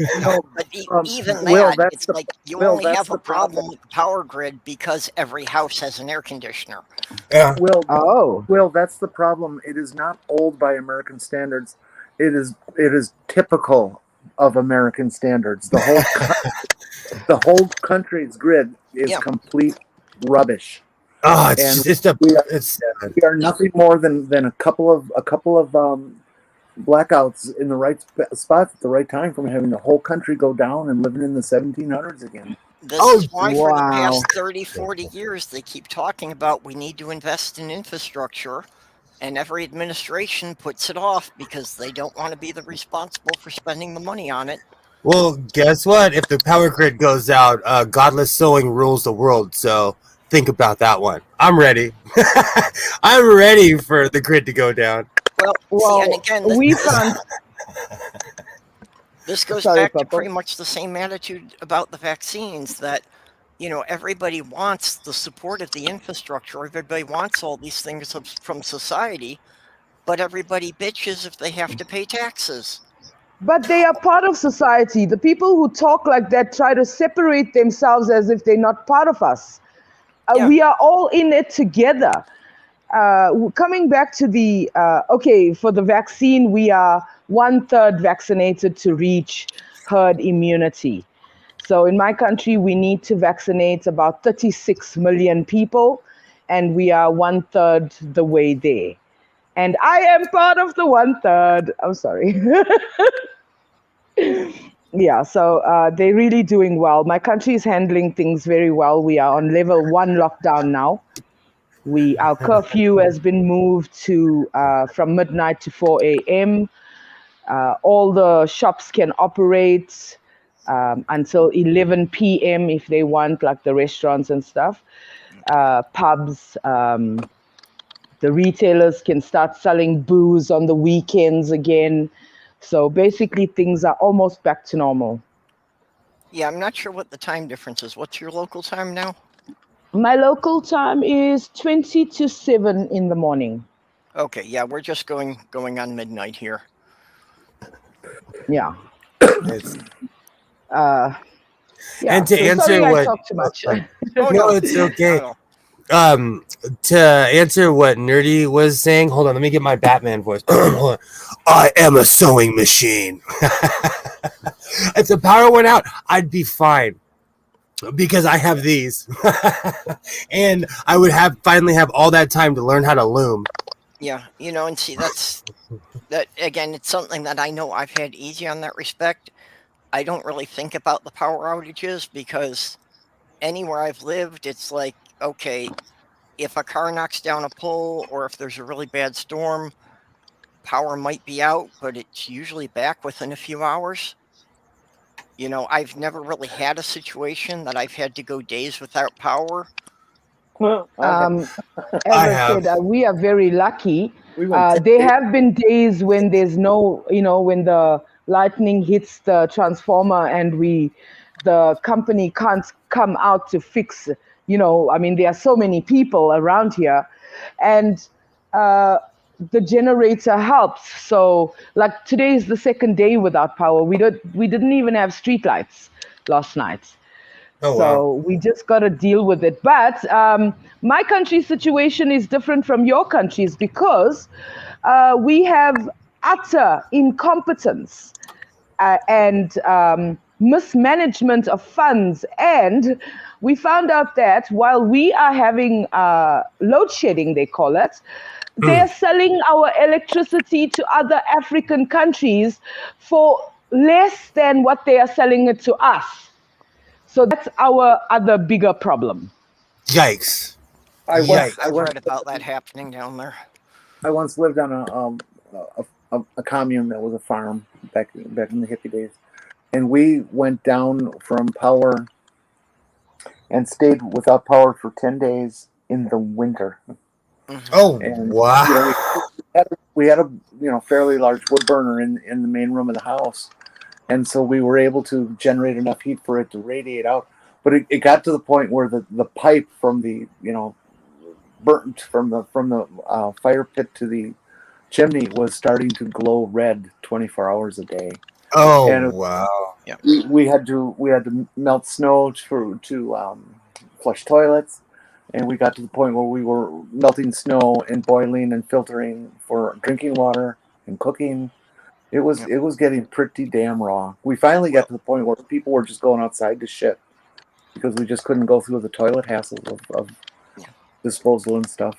Where my mom's living now is 5 miles outside of a small town, and actually it's even on the same road that her mother had lived on. So I didn't hear about that growing up, that like sometimes in the winter the ice would accumulate and bring down the power lines. And sometimes they'd be 3-4 days without power just because it took that long for their road to get plowed before anybody could get in there to fix it. That actually happened here. We had a rolling blackout, and they said, okay, we're going to turn your power back on at 8 o'clock. At 8 o'clock, I heard I heard this large explosion. I was like, oh, we're not going to have power for a couple of days. We didn't have power for 4 days after that. It took them that long to replace the parts. The problem is that, there isn't a store where you go in and you buy these transformers off the shelf. They're mostly custom built to specification, for a project. And so when something goes down, it can often have a chain reaction that the next one goes down and then the next one goes down and the next one goes, because you have to balance loads to make all this work. And in a failure situation, suddenly the load is unbalanced and shit gets burned up. Yeah. And then they have to build new ones to fucking replace. and it takes a long time. Well, that's what happened during the famous New York City blackout that blacked out everything from New York to Ohio. Was that one line coming in had a power surge and it tripped out the breaker, which made that line dump its full load onto the next line coming in, which overloaded that line, so that one tripped out, and all the way down the line until all the breakers in the power station had tripped out and blacked out the whole city. Oh my gosh. If I wanted to have a private war against a country, let's say I want to go take out Germany, all you got to do is you got to get enough people, say a dozen people with like a 30 to 50 caliber rifle, and you put a few rounds through the transformers at a substation, and when the thing all goes down by daisy chain, the whole country will collapse. Because I'm not trying to. Sorry, I'm not without power for such a long time. During World War II, that's how Montgomery starved out Rommel. They just started taking out all their fuel, and then they started picking off the Germans when they had nowhere to go. They were just kind of stuck, That's how you conquer. People get cranky when they don't have, like, especially now, you need that electricity to charge your phone or your laptop and things like that, so people get cranky when they can't be on the internet also. Yeah. So I call that drug withdrawals. When the power goes off. Well, yeah, that's because the younger people are so used to it, that it's always been there, so they don't know how to deal without it being there. Oh, I watched this guy go through the 5 stages of withdrawals when the power went out. He was like, it's really going to be out for 24 hours. I was like, really? It's really going to be out? That's what I heard, an idea for genius level parenting now. Is sending the kid to their room doesn't do any good because they've got all their electronics there. But take away all their charging cords and watch them panic as the batteries start to wear down. Yeah. I should make them go outside and pick leaves off the ground and identify them. put a kill switch. There in Isaiah's room, you can walk and shut off the whole room with just one thing, with one switch. I don't do it because it's cruel and it ruins the PlayStation, but or the computer. Oh yeah. When the electricity is out here, it affects the cell phone networks also. I'm surprised that I'm having a little bit of a good connection right now. So to ask a dinosaur question, do the landlines still work? Yeah, we still have some landlines, but they are working on changing everything to fiber. So there's digging everywhere. Everywhere looks very untidy. And well, do the landlines still operate when the power goes out? Ours do. Yes. Yes, but there is a very big problem because the people who have the landlines, they've made incentives for them to change over to the, like wireless. Mm-hmm. So, like where my kids live, if the power is out, then I can't get a hold of them because they live like 60 kilometers away. So they have a different connection, different cell tower to me. So always having a problem to get a hold. No, everything's messed up in my country. Everything.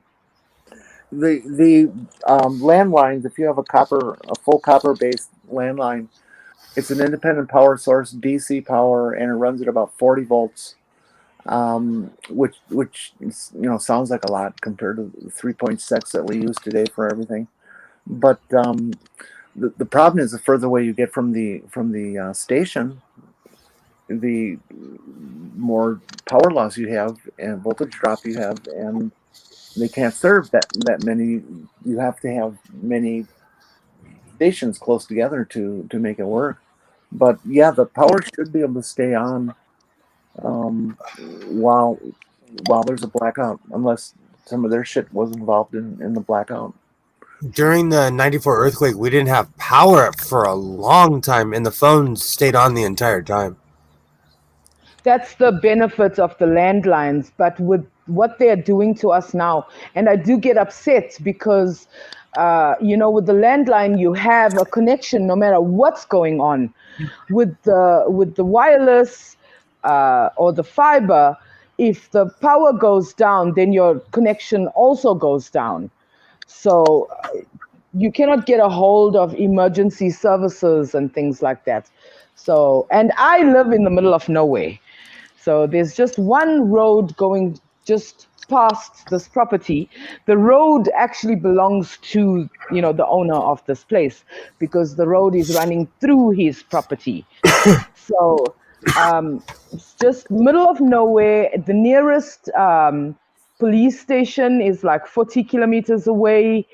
The nearest fire department is more, I think, like 60 kilometers away. So everything's far. So if you don't have that telephone connection, you can be a little bit, I don't know if I can swear, but, if. Oh, yeah, you can here. Oh, so you can be a little bit fucked, so. That's the definition of fucked. That's I start all my streams with a disclaimer that there will be strong language and adult themes. So you can on my channel. I did. Thank you, Papa. Yeah, I do know how to hold my tongue when it's necessary. I did pot farming with someone who lived in Alaska, and I asked them one day, I was like, why did you come back to Southern California? It's a mess here. And he flat out said power and numbers. He broke his leg, had to crawl to his truck, drive himself 3 hours to the hospital. Oh, and God. He's like, I crashed my truck twice. I had to, with a full broken leg, he was in pain. He was like, and after he spent a couple of days in the hospital, he went home and packed all of his stuff and came back to Southern California. But when he literally almost died from a broken leg, because he lived out in literally the middle of nowhere, Now, what's the population of your town? Probably under 2,000 that live around here. Oh, all right. You're a legitimate small town. Cool. Let me explain to you. The boss owns a lot of the land around here. He's got, at the moment, he's got about 1 million acres up for sale, right? This building has a retail store, and it's actually giant. I'm living in the back. If you look at my videos, you'll see the little church in the video. This is like at the corner of his property. And only my hubby and I live on the property, and the boss and his wife live on the opposite end of the property. No one else lives around here. The next people are across the road about 150 meters away. And there's a little community that the boss gave, he just volunteered the land. So people who work around here can have a little place to stay. And that's about a 30-minute walk to get to those people.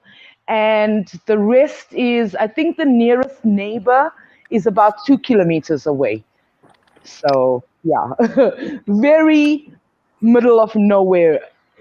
If you're driving past here and you blink, you're not going to see this place. So the town I live in, 979 people. Ooh, I like it. I can relate. According to Alexa, just on my side of town, there's 200,000 people. And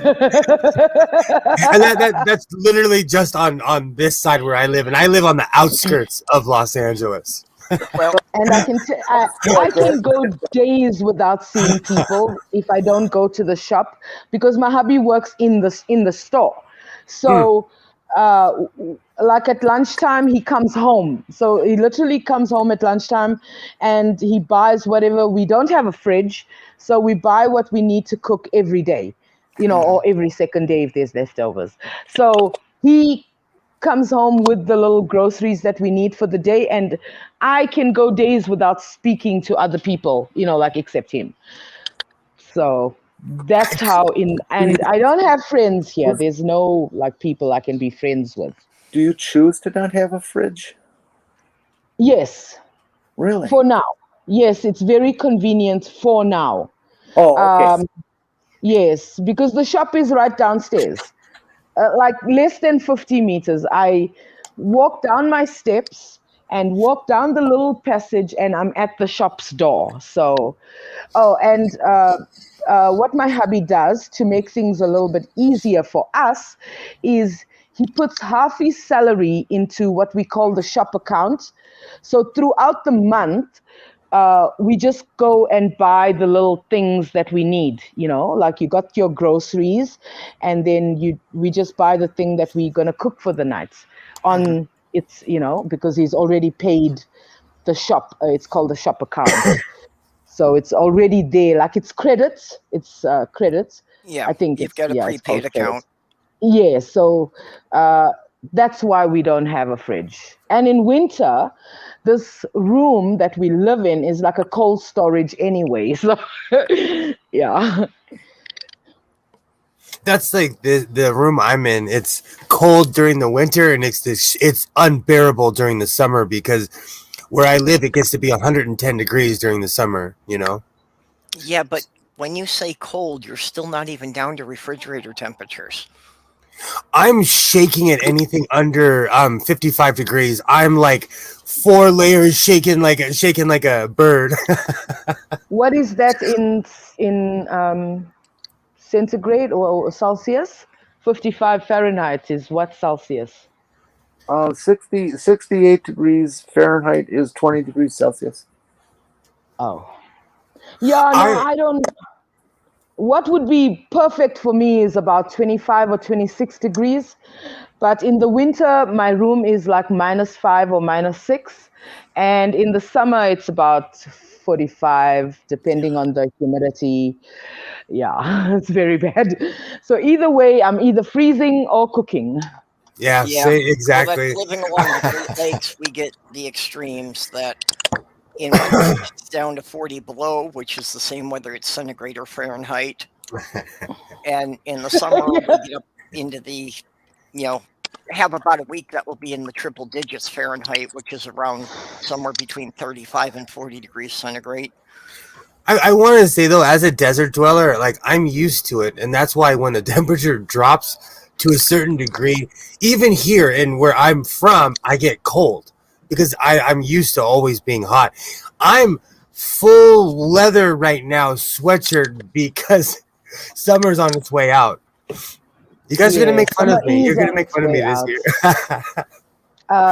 Like we have like maybe 2 days of temperate, wonderful temperatures just after the summer is ending and going into autumn, and just after winter is finished and heading into spring. There's about a 2 or 3 day wonderfulness, and then everything just gets out of control after that. Because my room faces west. So once spring is here, September onwards till about March, April, the sun is shining directly into my room from about 1 o'clock in the afternoon. So my room bakes, and at 2 o'clock in the morning, if you touch the bricks, they're still warm. Oh, it's like that here too. It's like that. That's like it's the eeriest thing to walk outside during the summer, and it's nice. The temperature's nice, but the concrete is still hot. Yep. It's still radiating. Oh yeah, that happens here all the time. The Sloth Girl and I have apartments in the same building, but she's on the second floor. I'm on the ground floor, so mine's right on the concrete slab. So in the summer, my apartment doesn't get as hot as hers does, just because of the amount of time it takes the concrete slab to warm up all day and then cool down again at night. Mm-hmm. So my apartment's consistently 10, 15 degrees cooler than hers in the middle of summer. Wow, and you're so fortunate for that, because the heat it gets almost unbearable, especially if you are away from the coast. you know, if you are like where I am, I'm about 1,300 meters above sea level. And it's dry, you know, it's hot and dry up here. I'm like 30 minutes from the beach. Yeah, Minnesota's on the Great Lakes, so it's always high humidity here, no matter what the temperature. Oh, which is also why in the winter we laughing my generally head get off. about 3 feet of snow dumped on us. Because last year in November, December, the temperatures here was about 45, 46. In some days it was 48. So I was speaking to somebody from Canada, and I was telling them how hot it is here. You know, you can just sit in the shade and sweat because it's so hot. And he said, "Oh, I can't believe that. You know, I won't be able to live like that." And he had a lot to say. And when you guys had your summer was quite unbearable this past summer, hey? Oh yeah.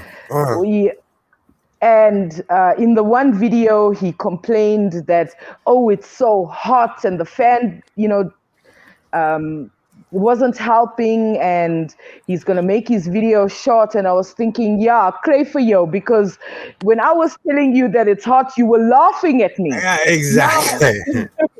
Now just feel it for yourself. Yeah, I've been going back and forth with that with some people in Australia the last couple of years because they've got the flipped seasons. Yeah. There's a couple videos on my channel where you can tell what time of year I'm making the video because I'm glowing. Because like I'm wiping my face, then I literally start sweating 20 seconds later as I'm doing it. It starts sweating as I'm pulling it down. Well, it's Jenni and I are both in Minnesota here, and Minnesota is right in the center of the North American continent. So our northern border is Canadian. Oh. Man, I love North America, man. You guys have the best landscapes. Come on. Never mind the flatties and the religious nuts and all of that. You just have to go out and look, and it is breathtaking, I would say. It's fucking awesome, your landscapes. Well, and especially when it snows. Minnesota's also kind of a transition state in that you know, the northeast end is on Lake Superior on the end of the Great Lakes. So then as you go out west from Minnesota, that starts the Great Plains. Wow. South Africa is steppe geography. It's, you know, like you go up a little bit, there's, you know, like a little mountain or a hill or whatever, and then the land sort of straightens out a little bit and then picks up elevation a little bit. And then that's how it is from the coast all the way up to here. Wow. How cold does it get in winter there? Look, I have to gauge the temperature outside, and it gets to about 0 or 1 outside. But because my room is the way it is, it gets about -5 or -6 inside my room. Here in Minnesota, in this end of Minnesota, the northern end is even colder. We will have a annual over the course of the year. We will vary between like 45 degrees, 42 to 43 degrees Celsius, down to -40 Celsius. Yep. Wow. And like if you are born in it, I'm sure it's more, you know, you'll get more used to it. You know, like the extreme, there's no sort of like a middle ground where the temperature's just temperate and bearable. Well, yeah, we get a couple of months each year, you know, in the spring and in the fall, the transition periods. So according to 2 months in the spring and 2 months in the fall, that it's rather nice. Alexa just told me on average, where Southern California is 26 degrees Celsius on average. So I don't have an answer for that. Thank you. That means during our winter, it's 20 degrees Celsius, which means it's 80 degrees.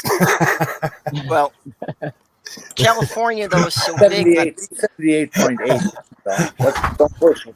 Yeah, then taking an average of California, though, California basically is most of the west coast of the U.S. It's just that whole length, and it's the size of about 4 or 5 other states. Oh yeah, just and the temperature varies. Like if you can drive, do they say 4 seasons in a day or something like that? Where I am, it's kind of a sweet spot. So I could head west and head to the ocean. I could head north and head towards the snow, like, during winter months.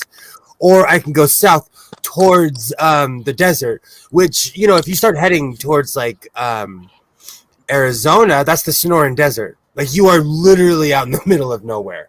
Yeah, well, and the southern border of southern border of California is Mexico. Yep. Which, as I'm biased, I'm extremely biased, but Mexico is not what people think it was up until a couple years ago. Didn't get really bad until 15 years ago. We had snow, a burst of cold weather. We had I don't know what it was, probably like the Antarctic wind, like a cold snap hit in our direction. And it was the first week of August where we actually had snow in some parts of this country. So people got in their cars and headed down to check. It's a very rare thing for us to get snow. Yeah, in Minnesota, as a rebellion, every year in January, we have the Winter Carnival, which they do things like ice sculptures and, like skating races across the lakes and things. That reminds me, I think one of the Hockey Winter Classic is in Minnesota this year, outside in your baseball stadium. It was laughable when they had the Winter Classic at Dodger Stadium because they had to make sure that the rink wouldn't melt. And Kiss played. I'm not a Kiss fan. Oh. Winter Classic. I still want an explanation for why Texas bought our hockey team. No state should have a hockey team if they don't have naturally occurring ice. Oh. Well, you could say that about us as well. Is that why we don't have a hockey team? Because we don't have ice. It's going to be Minnesota versus it's going to be the Wild versus the St. Louis Blues. That's going to be awesome. I love the whole concept. So it's hockey, but what they've done is they have now the Winter Classic, which is basically they take two teams and they put them in a stadium somewhere where it's supposed to be cold. Like I saw the Calgary games are awesome. All the Canadian games are awesome because it's snowing there. When they're in Detroit, basically when they're in the north, it's amazing. They had one here in Los Angeles and it was a big concert. Because we don't have snow here, In Minnesota about 25 years ago, they sold our hockey team to Texas and almost immediately realized how stupid that was. So about 4 or 5 years later, they got the league to expand and created a new team here to replace the one we got rid of. Are they better? Is the new team better than the team they got rid of? Depending on certain years, yes. Minnesota Wild, they're rippers. So yeah, they're actually a really good team. But I actually stopped. I used to be a very big cricket fan. South Africa plays, international cricket, and I was a very big fan. I knew the game inside and out. And then in 2011 or 15, I'm not sure which one, South Africa lost. They lost in the preliminary rounds, so they never make it to the quarterfinals. And the captain at the time didn't fly home with the rest of the team. The captain, right? He went off to England to do his own thing. And I just lost respect for, the players, not the game, the players. And it got even worse because last year, the same Oak that sort of like disappointed us, you know, they made him the head coach of the team. He's failing upwards, huh? Yeah. And that's the thing in this country. The more you fail, the upper you will be pushed. No, you're laughing. Let me tell you this. No, it's more of a... I'm laughing. I watched. We won the 2005 World Cup, the Rugby World Cup, right? Mm-hmm. That the team came home. They fired the coach. Immediately after coming home, they fired the coach. Makes sense. What were you trying to say, Jenni? That's called the Peter Principle, and it basically goes that each person will rise to the highest level of their incompetence.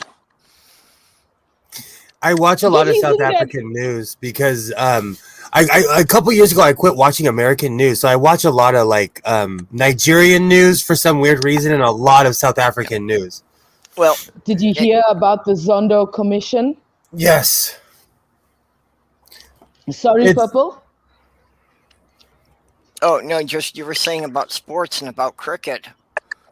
And yeah, I lost my respect, you know? Yeah, most Americans have never seen a cricket game. Yeah, it's long. It's long. Yeah, it takes one day to play one game. Yeah, the sport just never had any popularity here. There's a couple of amateur clubs, and that's it. Yeah, they play it in like high society places too. It's like a sign of class. Like you'll go to a club. It's called the gentleman's sport. Sorry, it's actually called the gentleman's sport. You'll find it more yacht clubs and stuff like that. Yeah, but they've tarnished the game in recent times. There was a lot of accusations of racial slurs and things like that, you know, where players were like, there are some players, I can't remember their names, where they've been actually banned from ever playing the game ever again for their country. Wow. Because of these, they don't tolerate things like that. Look, it's intolerable, right? Anything racial, I mean, we are all the same species. Why should it ever be a question of, oh, you look like that, or you're not like me, or anything like that? Very much so. Yeah, we are the same species. So anything like that should be intolerable. And these guys paid the ultimate price of, you know, no, they will never be able to play the sport ever again. I think that's one of the problems with the U.S. is that celebrities don't suffer consequences.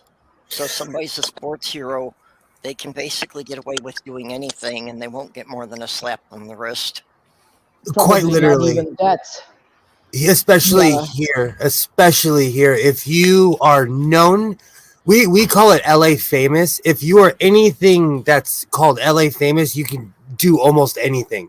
Which means, like, if you're a famous YouTuber, they'll let you get away with stuff more because they know that you're going to promote the city, you know. Unless you're R. Kelly. Well, God, yes. The one thing that I am proud of Los Angeles is that they told Beverly Hills told Jake Paul and whatever his brother's name is to get out. They were like, if you guys are gonna act like idiots, you cannot live here. And I'm sorry to say it. The flat earthers. Well, they're two rich kids from Minnesota who got famous on. Yeah, they are flat earthers, but they moved to LA like people do. I'm not, you know. I'm not talking trash. Stop moving here. I'm not talking trash, but I'm just saying they moved to LA and they went wild. Justin Bieber crashed his Ferrari within like 15 minutes from my house. Oh yeah, his Lamborghini within like 15 minutes of my house. It's that pissed off my hubby because my hubby is a Lamborghini crazy nuts, and he said, how can that like, why didn't he take some lessons or something? A Lamborghini is not a car you just get into and drive, you know. It's not a Toyota Corolla. So it's not rare to see like 4 or 5 Lambos just flying past you on the freeway around here. It's not rare. And it shows the disparity in wealth. Yeah. where I live, because there are people who are literally making life decisions at the gas pump, and then there's some guy doing 110 past them in their Lambo on the same road, you know. Well, I think you guys Brooke have has it open here roads. that, you know, hate unites people more. That having a common enemy is the easiest way to unite people. No, we do not have open roads. We have controlled access freeways with a speed limit. Depends on the state and the actual location and traffic, patterns and that sort of thing. Well, but I don't think anywhere in the country you're allowed to go over 80. I think that's the upper limit. In Arizona, you can, but you're out in the middle of the desert, and the thought is to get to the next town as fast as you can. Sorry, Purple. Coming back to that person's comment, yes, it is happening.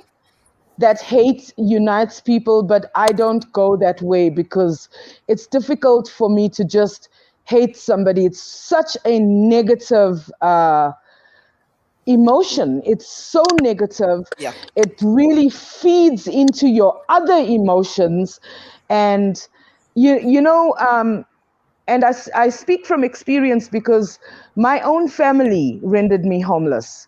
So I could hate them. I, can spend time thinking about what they've done to me, but then I am just giving them more rent-free space in my head. I'm not living my life.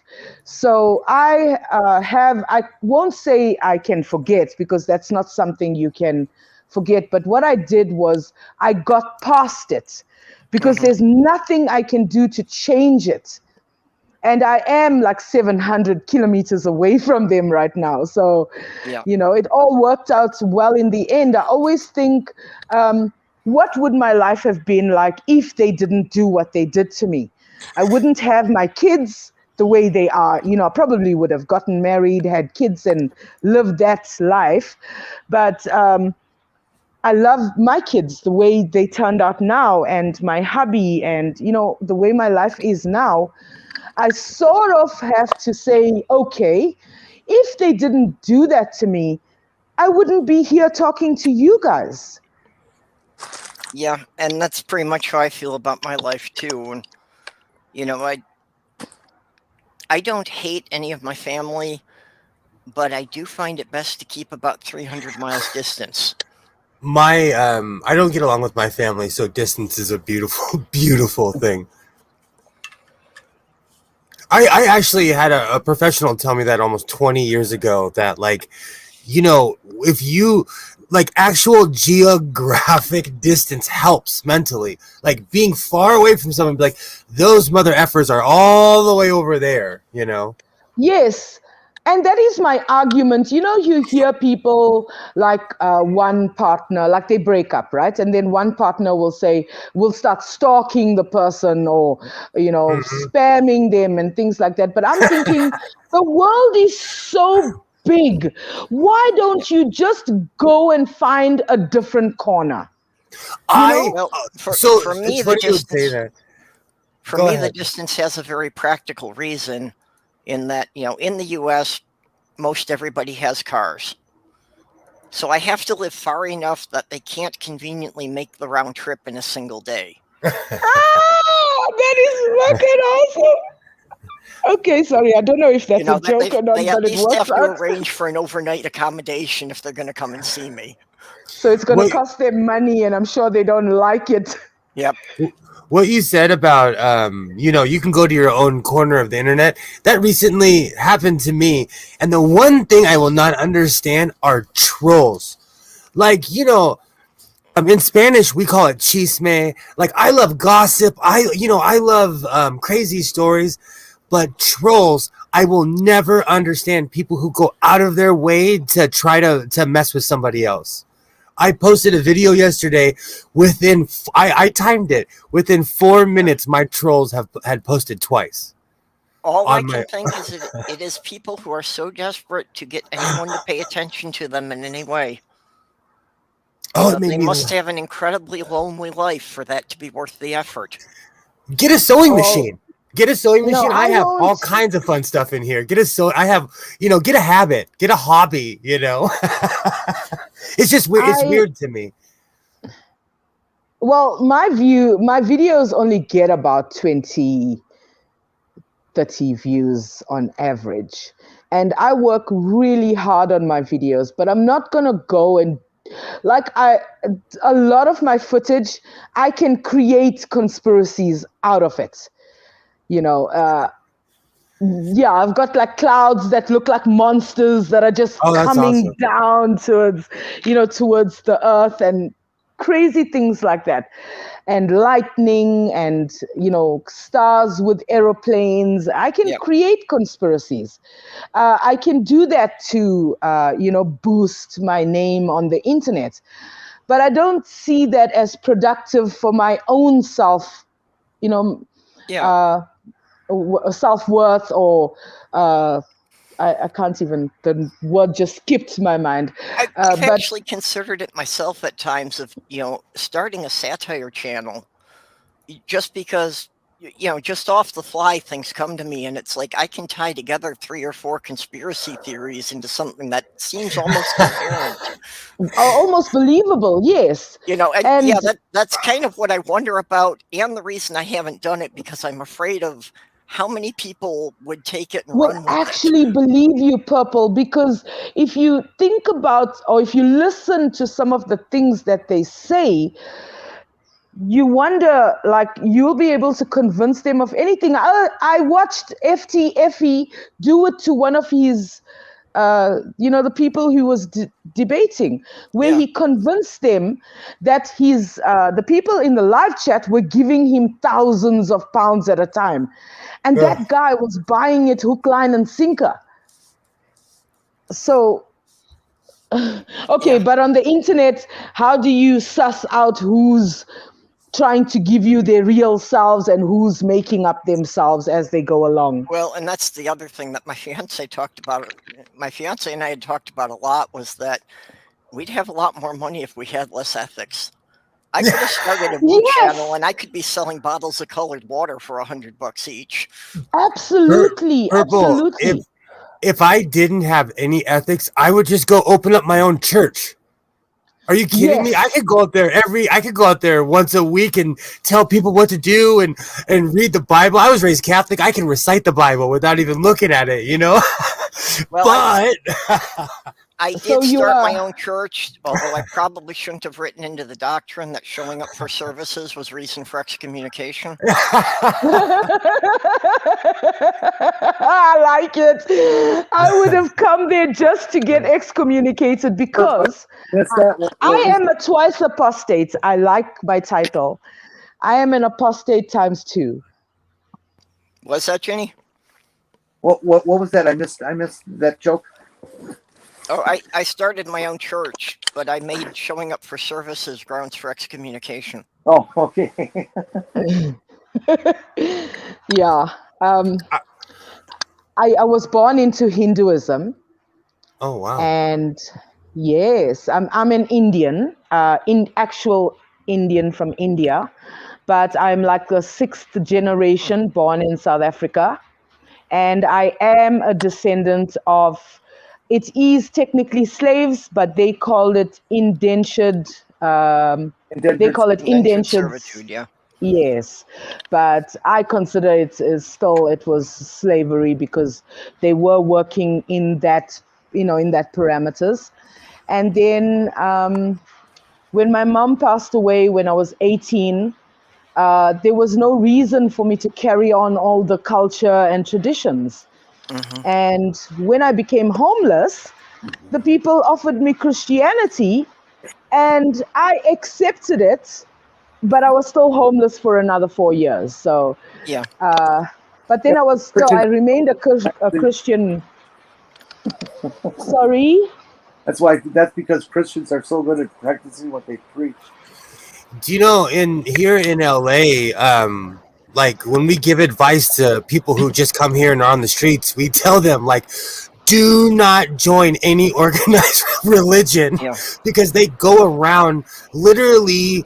I consider it kidnapping homeless people, but they say, hey, do you want a place to live? You can live on our compound. You just have to follow our religion. Yep.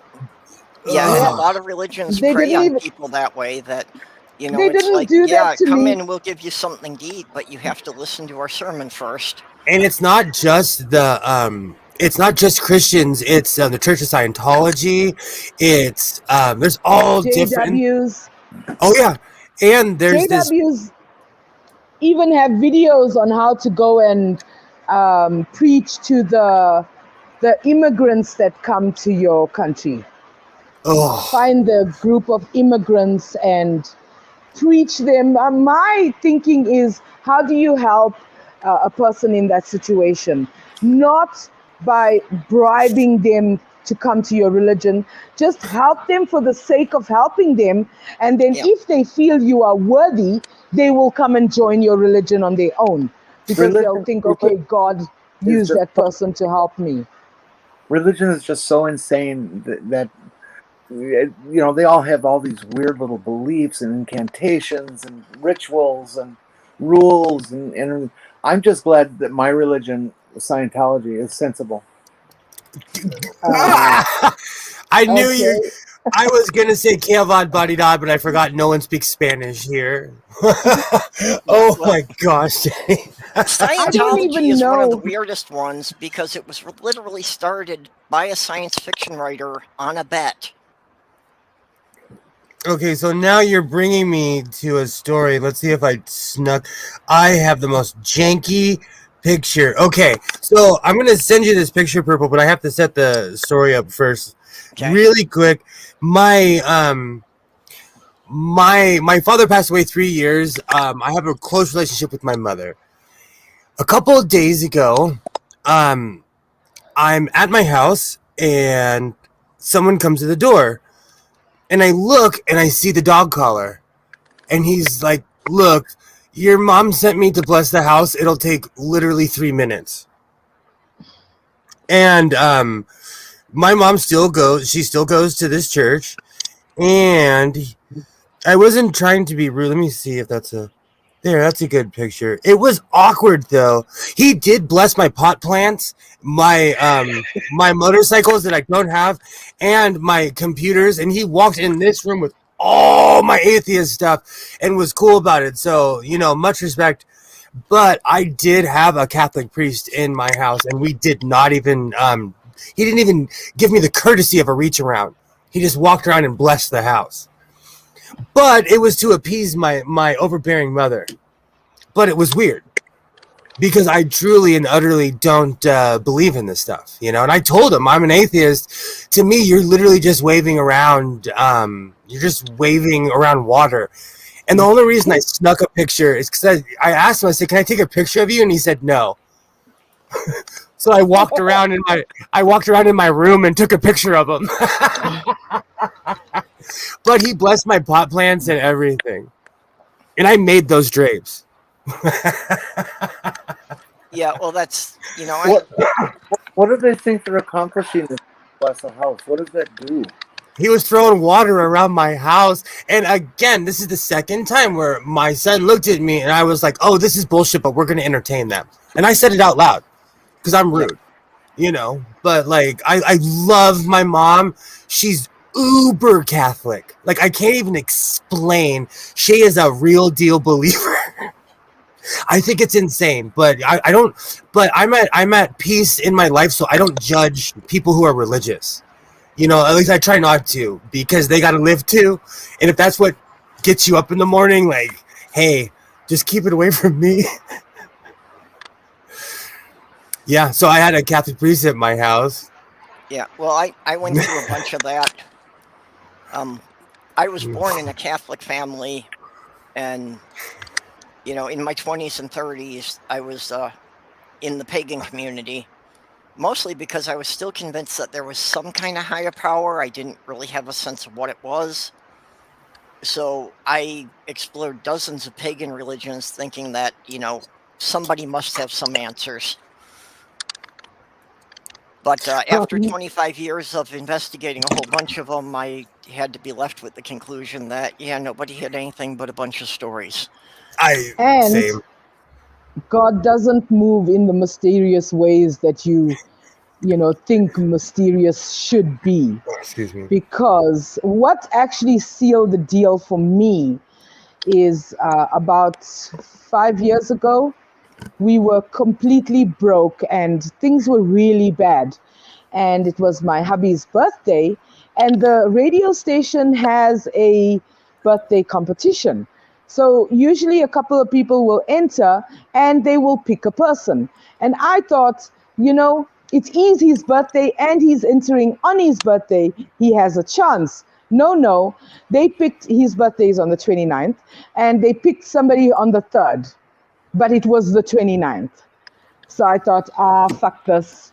I'm not going to waste my time thinking about God anymore. It's useless. Just live my life the way it goes, where it goes. When I was in the pagan community, like you were saying about the guy blessing the house, that I went through a lot of rituals like that with people of hanging crystals or smoking sage around the house and things like that. Oh gosh, yeah, okay. My mom is doing that too. She's doing that stuff too. And I asked her, I was like, are you celebrating the summer solstice, the winter solstice or something? Like, basically, she's a very spiritual person, and it's clashing with, I don't know. Religion. Yes. And but it's hope, it's that weird false hope. I don't know. The older I get, if you need that placebo, then that's okay. But like, it's just, for me, I looked at this guy. He was probably my age, or I might even be older than him. And I was, in a way, I felt sorry for him. Like, I've done mushrooms in Amsterdam. I've passed out in other countries that I can't even pronounce, And he probably spent his whole life, practicing to come to my house to throw water around my pot plants. It was sad. I'm sorry. I genuinely felt sorry for him. I was like, I've lived, and I have the scars to prove it. So, all right. Serious question here. Okay, I'm absolutely atheistic, agnostic, whatever. There's no such things as ghosts and goblins and gods and bullshit like that. Astrology, none of it. It's all bullshit. Anyway, I have some very, very good friends who are, not extremist religion people, but they go to church on Sunday and they, try to live the right life, and honesty and all that kind of good stuff. And they believe, that there is a God, and they don't necessarily believe every word of the Bible. They realize that it's kind of a metaphoric story. And so they're not like addicted and crazy and Bible thumpers of any sort, but they still believe in God, that God is real and Jesus is real and stuff. And I feel like I have to give them respect, because they're my friends, they're good people. I know their ethics. We've worked together, we've accomplished things together, and all this kind of stuff. But it's hard to then get to be myself and okay, like I say, fuck God, and if I say that in front of them, they're genuinely hurt by it. And it's like, how do you guys deal with that conflict? I set my boundaries, but I also have respect, because they're gonna mess up all the time. Like, my mom, I asked her to stop saying "God bless you," and she says it every time I see, or "God willing," or something, But I said what I had to say, and she respects it or not, it's up to her, I think I have more tolerance than they do. If that, you kind of have to have thicker skin, because I don't know. It's one of those weird things. I'm surrounded by Catholics, Mormons, and Hasidic Jewish people, so I just humble. I keep my mouth shut. But see, the thing is, most people know that I'm an atheist, so there's that weird respect. So people just leave me alone. I think my brain is still so wired to believe in a God that every now and again I have to catch myself saying certain things. It's actually now you have to retrain your brain to, unthink those things and then learn how to think in a different manner. Very much so. I had to stop saying, like, when someone would sneeze, I would always say, God bless you. Yeah, I have to say for me, it's very much a situational thing. Although I think for a large part, my family does not realize what a good idea it is for them that I keep a distance, because I really don't think they would want me showing up for more family gatherings.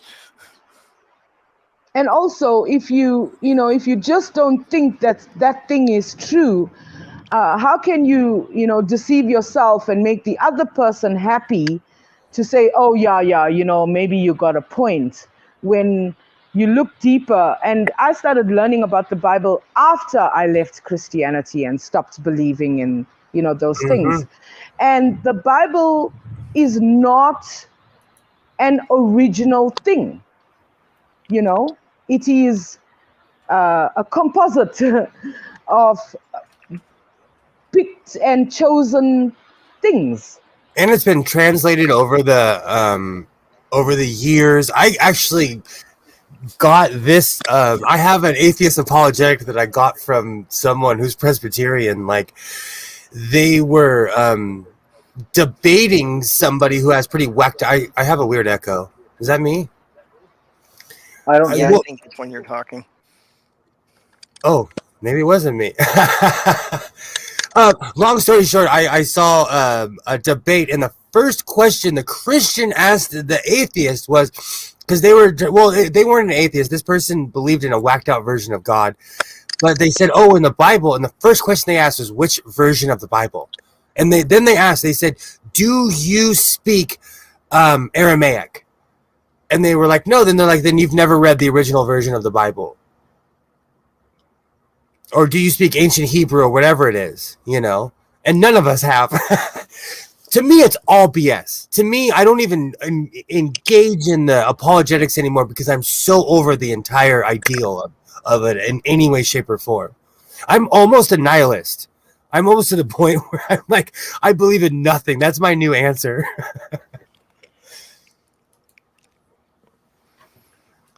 It's one of those things. But I'm at this weird point where I don't argue with people anymore. And we lost Sal. Yeah. It's one of those things, though. Jenny, are we really going to end on religion? Come on, let's get happy. Let's get happy. Message that she had to pop out because she's running out of data. I found a cute little ring today in downtown. Awesome. It fits on my pinky finger, and it's got this big giant fake rhinestone in the middle, and it's surrounded by, it's kind of oval shaped, and surrounded by. So you got a birthday present. I ordered a patch 4 months ago. I forgot about it, and it came today. I was really mad. I wrote the company a total Karen email of, I will never order anything from you again. Oh, that's awesome. It's just rhinestones. The plating is so bad the copper is showing through. It's real trashy. But I've never owned a ring before, so. Really? Yeah, really. Yeah, it's one of the things for me that I've got to start getting an idea for some jewelry. I have to learn to accessorize things. I do not have any jewelry that is legitimate precious stones. I have, a labradorite pendant, which is, it's certainly not precious. I wouldn't even call it semi-precious. It's common as quartz. Yeah. But it's pretty, and I have a pair of cubic zirconia studs for earrings. And that's the same with me. I doubt I'll ever have anything that costs more than $20. Yeah, that's it for me for any jewelry whatsoever. Any jewelry that I've ever had was given to me by my ex-wife or my mother, because they both thought that they hated how I dressed. So they would buy me shoes and watches and stuff, and I literally have them still in the boxes in my middle bedroom, because I can't wear a fancy watch. I'll break it because I'm always moving around. I'll forget I'm wearing it. I'll go to work wearing like a $200 watch or something, Like I'll break that thing. So I keep them in the box. I just don't see a point to fancy jewelry for someone such as myself because I'm an active person. I would like to at least get some, costume jewelry because it looks, it looks nice with your clothes if you're wearing a couple strands of cheap necklace or something like that. But I do wear my watch when I go to Vegas just to make it appear like, hey, I'm wealthy. Look at my watch. Yeah, I basically just haven't worn any jewelry in over 30 years because I witnessed too many examples of people getting caught in machinery and power tools. Exactly. It's really funny. So when I got in my car accident, for some weird reason, that day I put on one of the fancy watches that was given to me. I have a scar from here to here when it violently ripped off my hand and broke. The one day I wear a watch, it scarred me for life. That's what I'm terrified of, actually. Your jewelry getting, and like hoop earrings are the most terrifying for me, or the hoop in the nose, that little thing in the nose with the chain. That's very terrifying because if you ever have to get into a fight, somebody's gonna try and rip that thing off you. Oh God, no. When I was a kid, I pierced my nose with a needle and an ice cube, and a diamond ring. I wanted to be like Tupac, but I had this big gaudy diamond. It was so fake. But my mom came home. She looked at me and she ripped it out. I still have a scar to this very day, but I'm brown, so you can't tell. I do have a literal cigar box of my fiance's old jewelry, and I really have no idea even what's in there. So that's a good place to start. Go on a fishing expedition someday. What was that, Jenny? Go on a fishing exhibition someday. Yeah. Well, that's after she had died, and when I was moving, I had actually given it to Sloth Girl because I didn't think I was going to have any use for it, but. Sloth Girl had just put it in a closet and never really opened it up either, so she just gave it back to me. Awesome. Awesome. Well, when my mom passed away, my family actually stole my mother's jewels. So my family fought like pirates. My family, no. they were literally calling each other out in the middle of the street, getting in fist fights. It's ridiculous. Yeah, and that's one reason why I'm kind of glad that I don't really have anything valuable enough for anyone to fight over. Yeah. I've got a car that is now literally 20 years old, and that's about the most valuable thing I own. That was one weird thing to me. I have made a will, and it was weird because I don't think in like lawyer terms because they ask you some very specific questions, and I don't think like that. Yeah. Like, who would you really trust to make sure that people get the money that or who? But I always have the sarcastic saying of "I'll be dead and I won't care." See, I did almost get rich at one point. One drunken night on Twitter, I started a movement to get Denmark to declare Lego their national currency. In which case, I would have been a billionaire overnight. I'd be right up there with you. I got tons of it. Oh, that's hilarious. Hey, with the way money's going, you never know. Well, I'm very happy because I love American dollars. And somebody gave me some money, and PayPal works through American dollars. Mm-hmm. And I have $24 now. I'm very happy. I tell you what, I'll make you a deal. I'll send you a bunch of things. I'll send you a 1, a 5, a 10, a 20, a 50, and 100. And for each one of those, you send me one Krugerrand. How about that?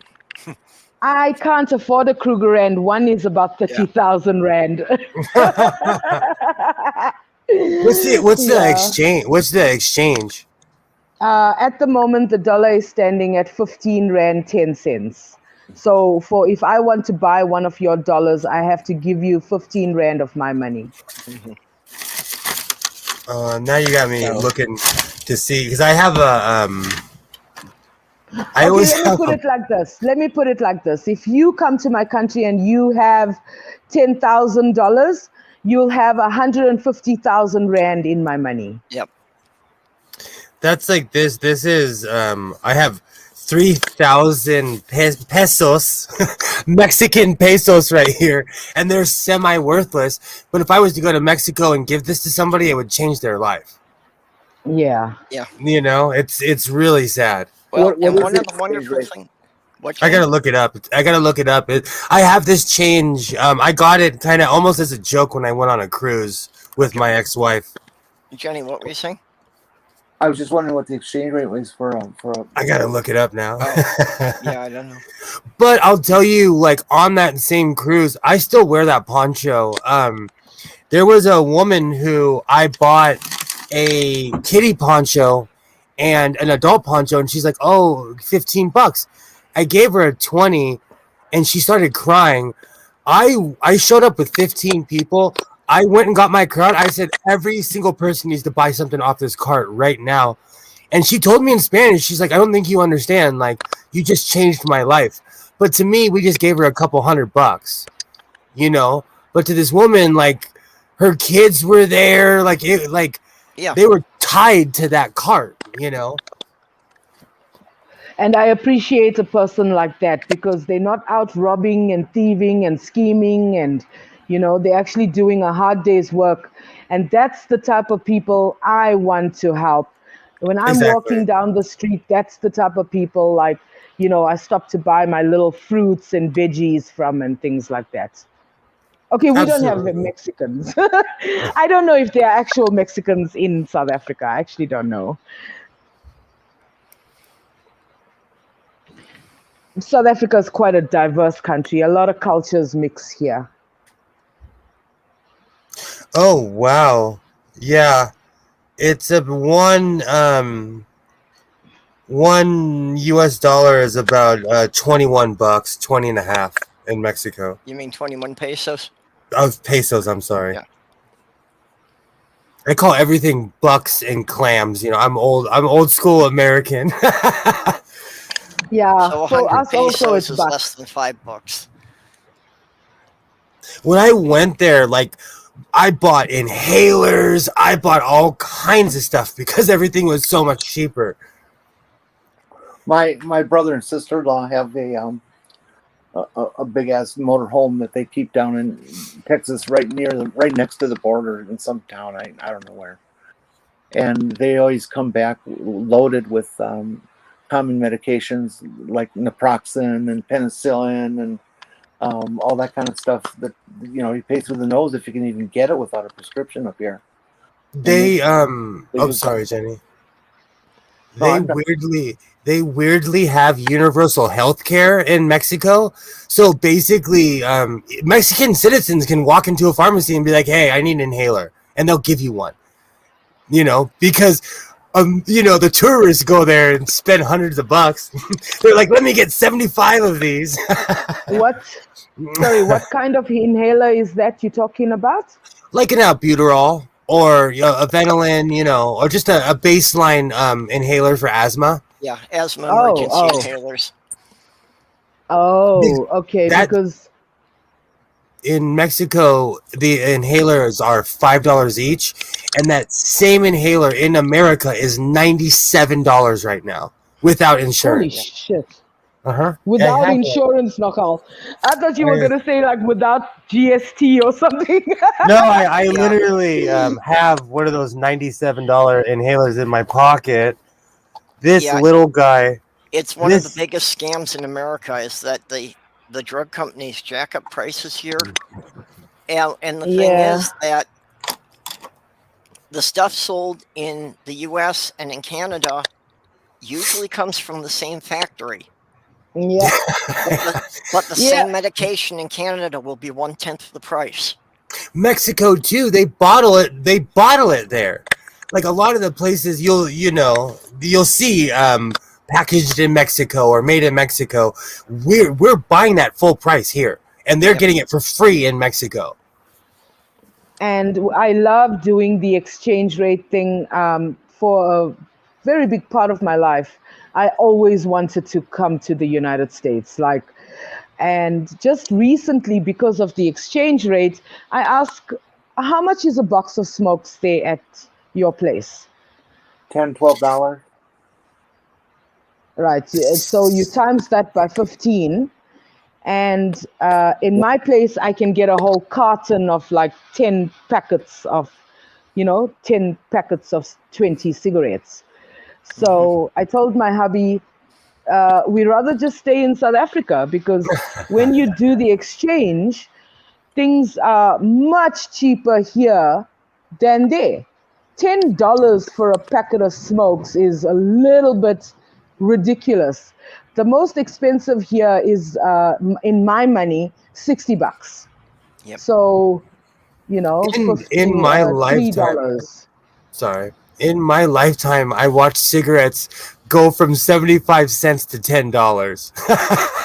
Yeah, So, in my lifetime also. So it's okay, crazy. but not as bad as you guys. Oh, it's You unreal guys, I here. mean, $10. How much is a loaf of bread? Depends on if it's store-bought prep bread or if it's artisanal. Artisanal bread will run $4 to $6 a loaf, and the prep store putty bread is $1, $1.50. Yeah, a buck or two. Yeah, it's cheap. A buck it's and like a half a loaf. Yeah. Normally, yeah.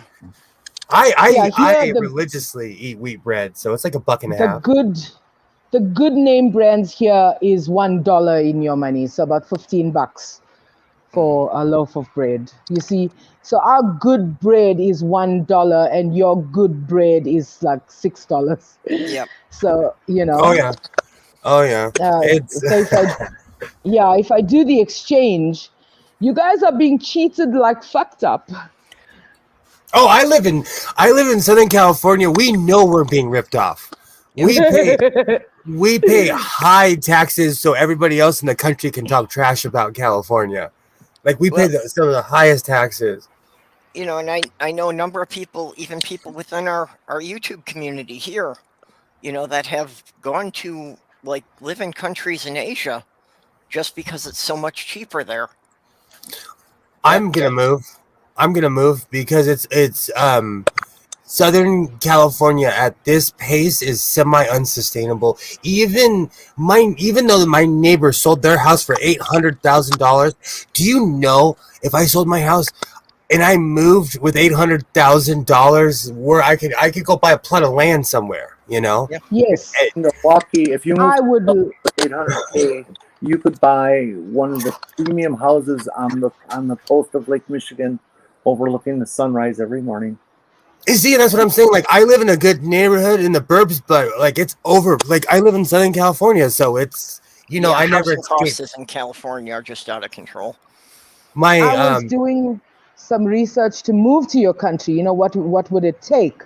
And I found out that if I had a minimum of $900,000, I can move into your country within a day.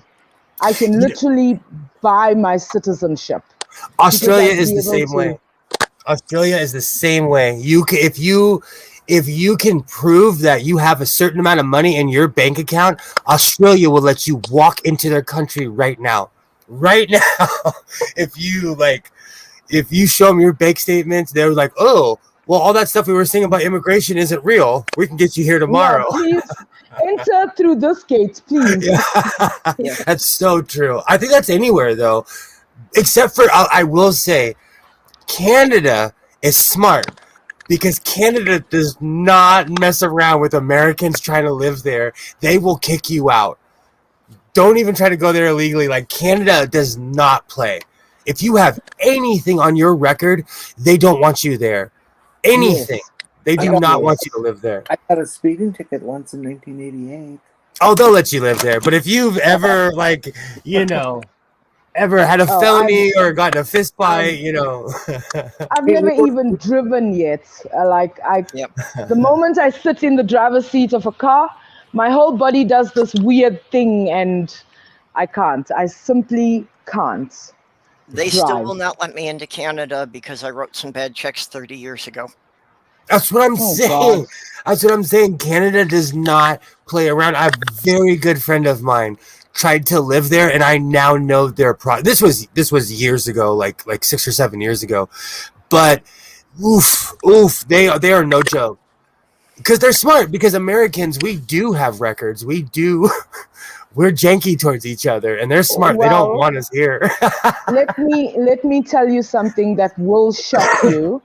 The stats came out last week, and we have about 10,000 cops in the force right now with criminal records. So, oh my gosh. I think I saw a story about that. Yep.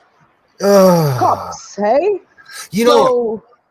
Here in Los Angeles, they found out that they had a white power organization in the sheriff's department. And I'm like, how could you not know that?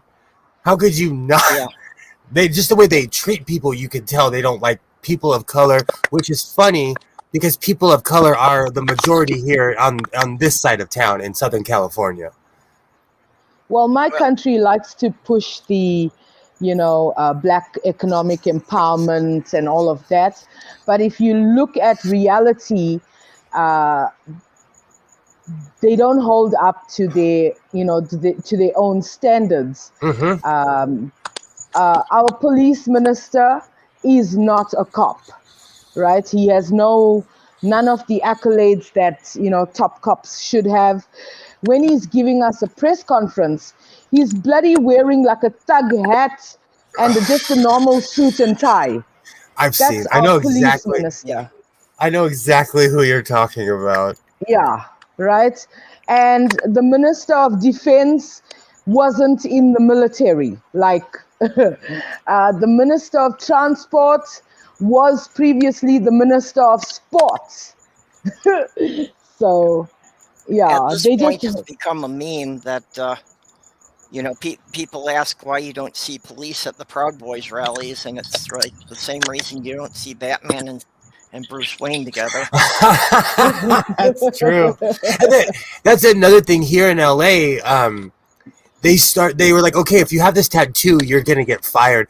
They fired like 3,000 or 4,000 men and women because they were all part of this white power organization, and these idiots all went out and got tattoos. Probably in the same spot too. Well, we've been going almost 3 hours here, and I'm supposed to be working on establishing a normal sleep schedule, so I need to wind it up here. What? No, wait a minute. I got a quiz for everybody. We were talking earlier about it's my birthday, so we're talking about age and years and time and all that kind of stuff. And I found out this calculator I have, this conversion calculator, does all that kind of calculations for days and hours and stuff. So I'm 67. How many minutes is that? What do you think? We'll just give it a guess. I mean, you could calculate it out, but what does that impress you as how many minutes? Oh, I'd have to do a lot of math for that. I can't even guess. In the millions. Yes, definitely in the millions.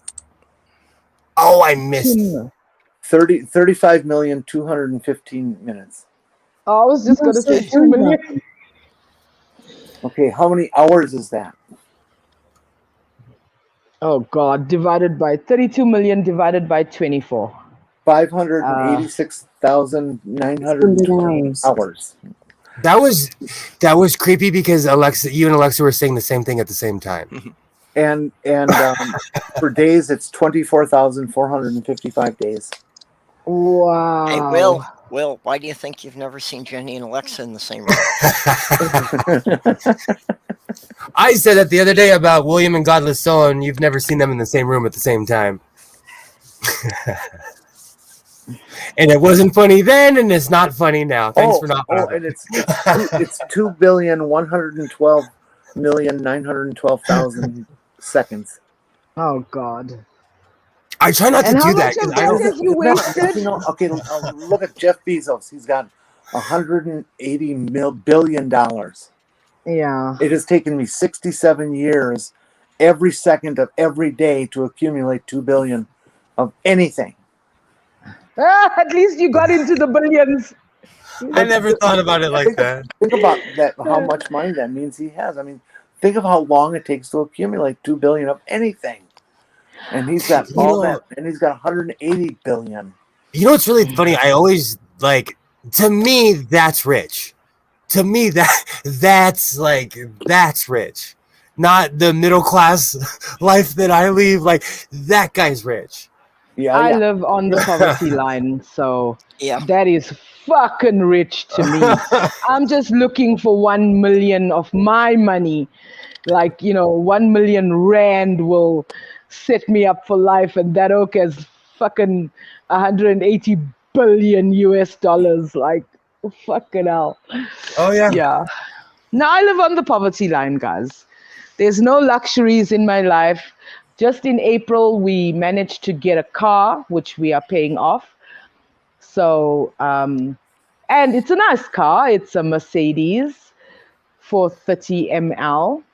It's about 7 years old, but at least it's a nice car, Mm-hmm. So now my hubby has to work very hard to get new tires because the car was standing for like 3 years. No one drove it, but the engine is perfect. All it needs is tires. So we'll be up and about in a few months. Okay, I am independently wealthy. I earn about $300,000 a year. I have 6 cars and 3 homes. Wow, I want your life. I'll take 1 car, 1 home, and 100,000 a year. I'm actually sub poverty level, so. In America, yes. In South Africa, if you have that money, you are fucking having your whole entire estate, most probably. Yep. I'm mostly retired and on a partial disability, so I'm definitely below what they consider the poverty line in the U.S., but I still recognize that that's a lot better than the average person in a number of countries is doing. I lived in Mexico, and it showed me what like poverty, like people living under railroads, Yeah. or people living in like 3-mile wide shanty towns, Yes, we have that here in South Africa. They're called squatter camps. Mm-hmm. And they are everywhere. And one thing I can say for myself is, while I was homeless, I still held that mentality that there are people worse off than me. No matter how bad the situation gets, there are people who are going to bed without food at night and things like that. So I never take my position for granted, because things can get worse, basically. Oh, I say that all the time. Okay, well, like I said, I am needing to wrap it up here. Perp, 8 minutes. 8 minutes. Oh, it'll take us longer than that. Yeah, exactly. Here, so.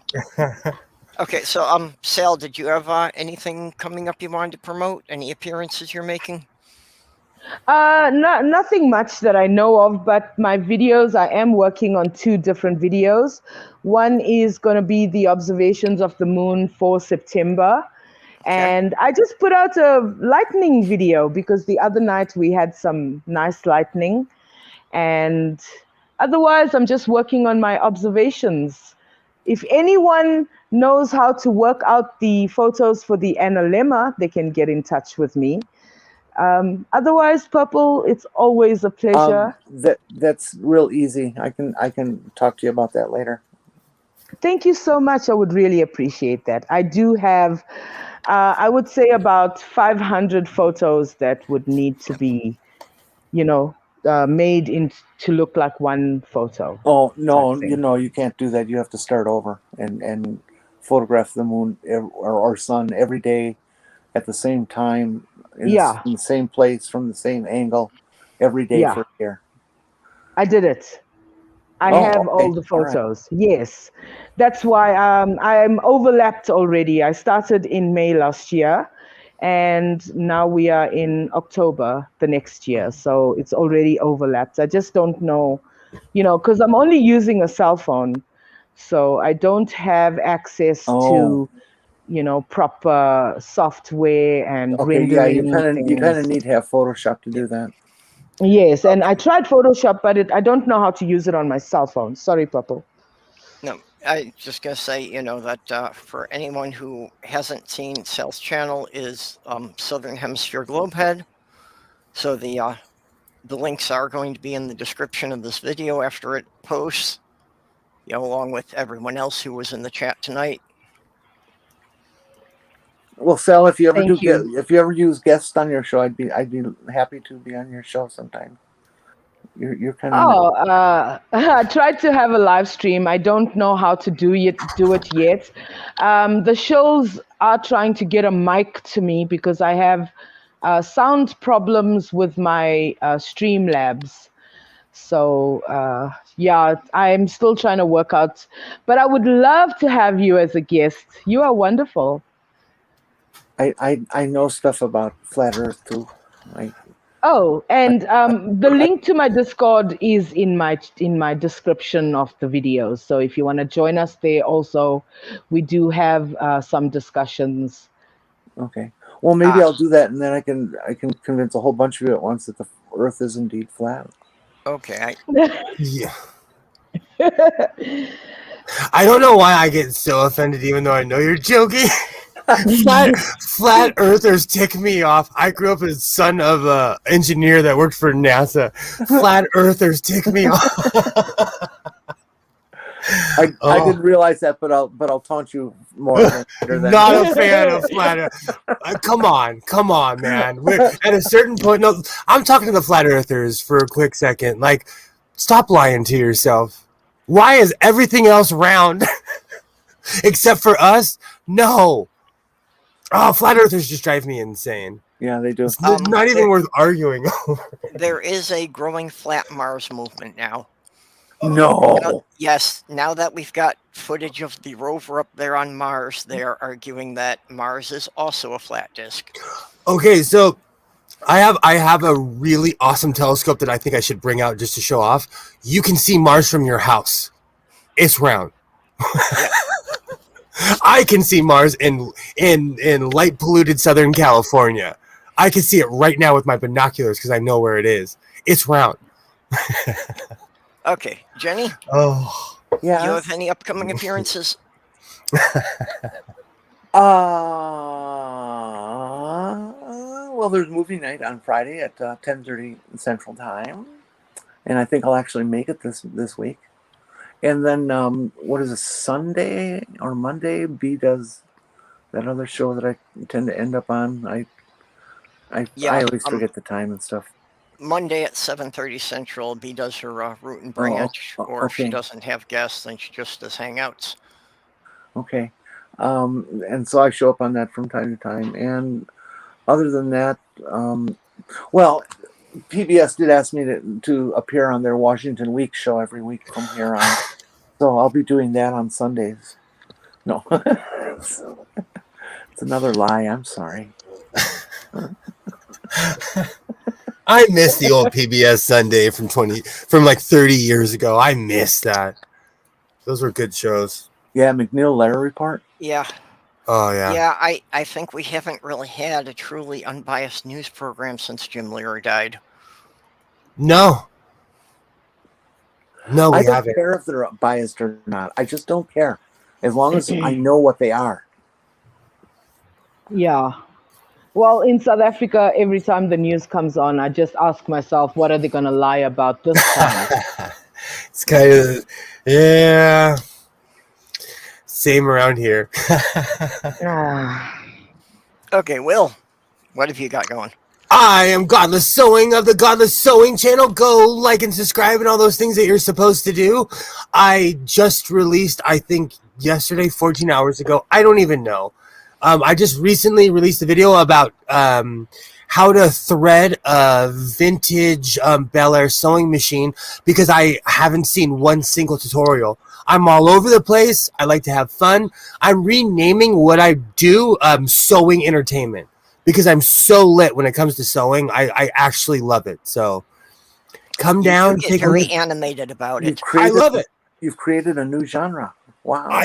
I love it. I love, like, look how insane it is in this room. Like, it's something I love to do, you know, and I'm all about sewing. It's an absolute love of mine.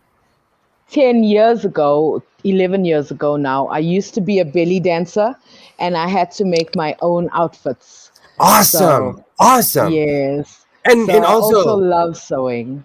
And something that I've kind of fallen into that I am now completely in love with, I repair sewing machines, you know. So Ooh. it's all love here at the Godless Sewing channel. Check me out. I'm making videos every 2 to 3 days. So there you go. I grew up with the old hand sewing Singer.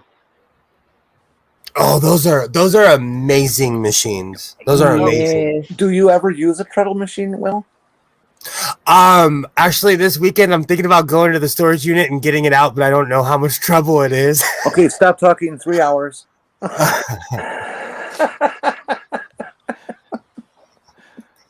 Okay, and and with that, have a good night. Don't forget to tip your waitress on the way out. Well, as Jenni already mentioned, movie night tomorrow. I'll probably be on tomorrow at 6 with the Shills. And Saturday, I think they're starting at 7 Central. Actually, tomorrow at 6 is the pub chat with the Shills. Saturday is the regular Silly Shills show. And again, as Jenni said, with B's programs. So that's about it for tonight, folks, and we will see you all tomorrow. So Bye. good night, everyone. Good night, Have chat. a great night.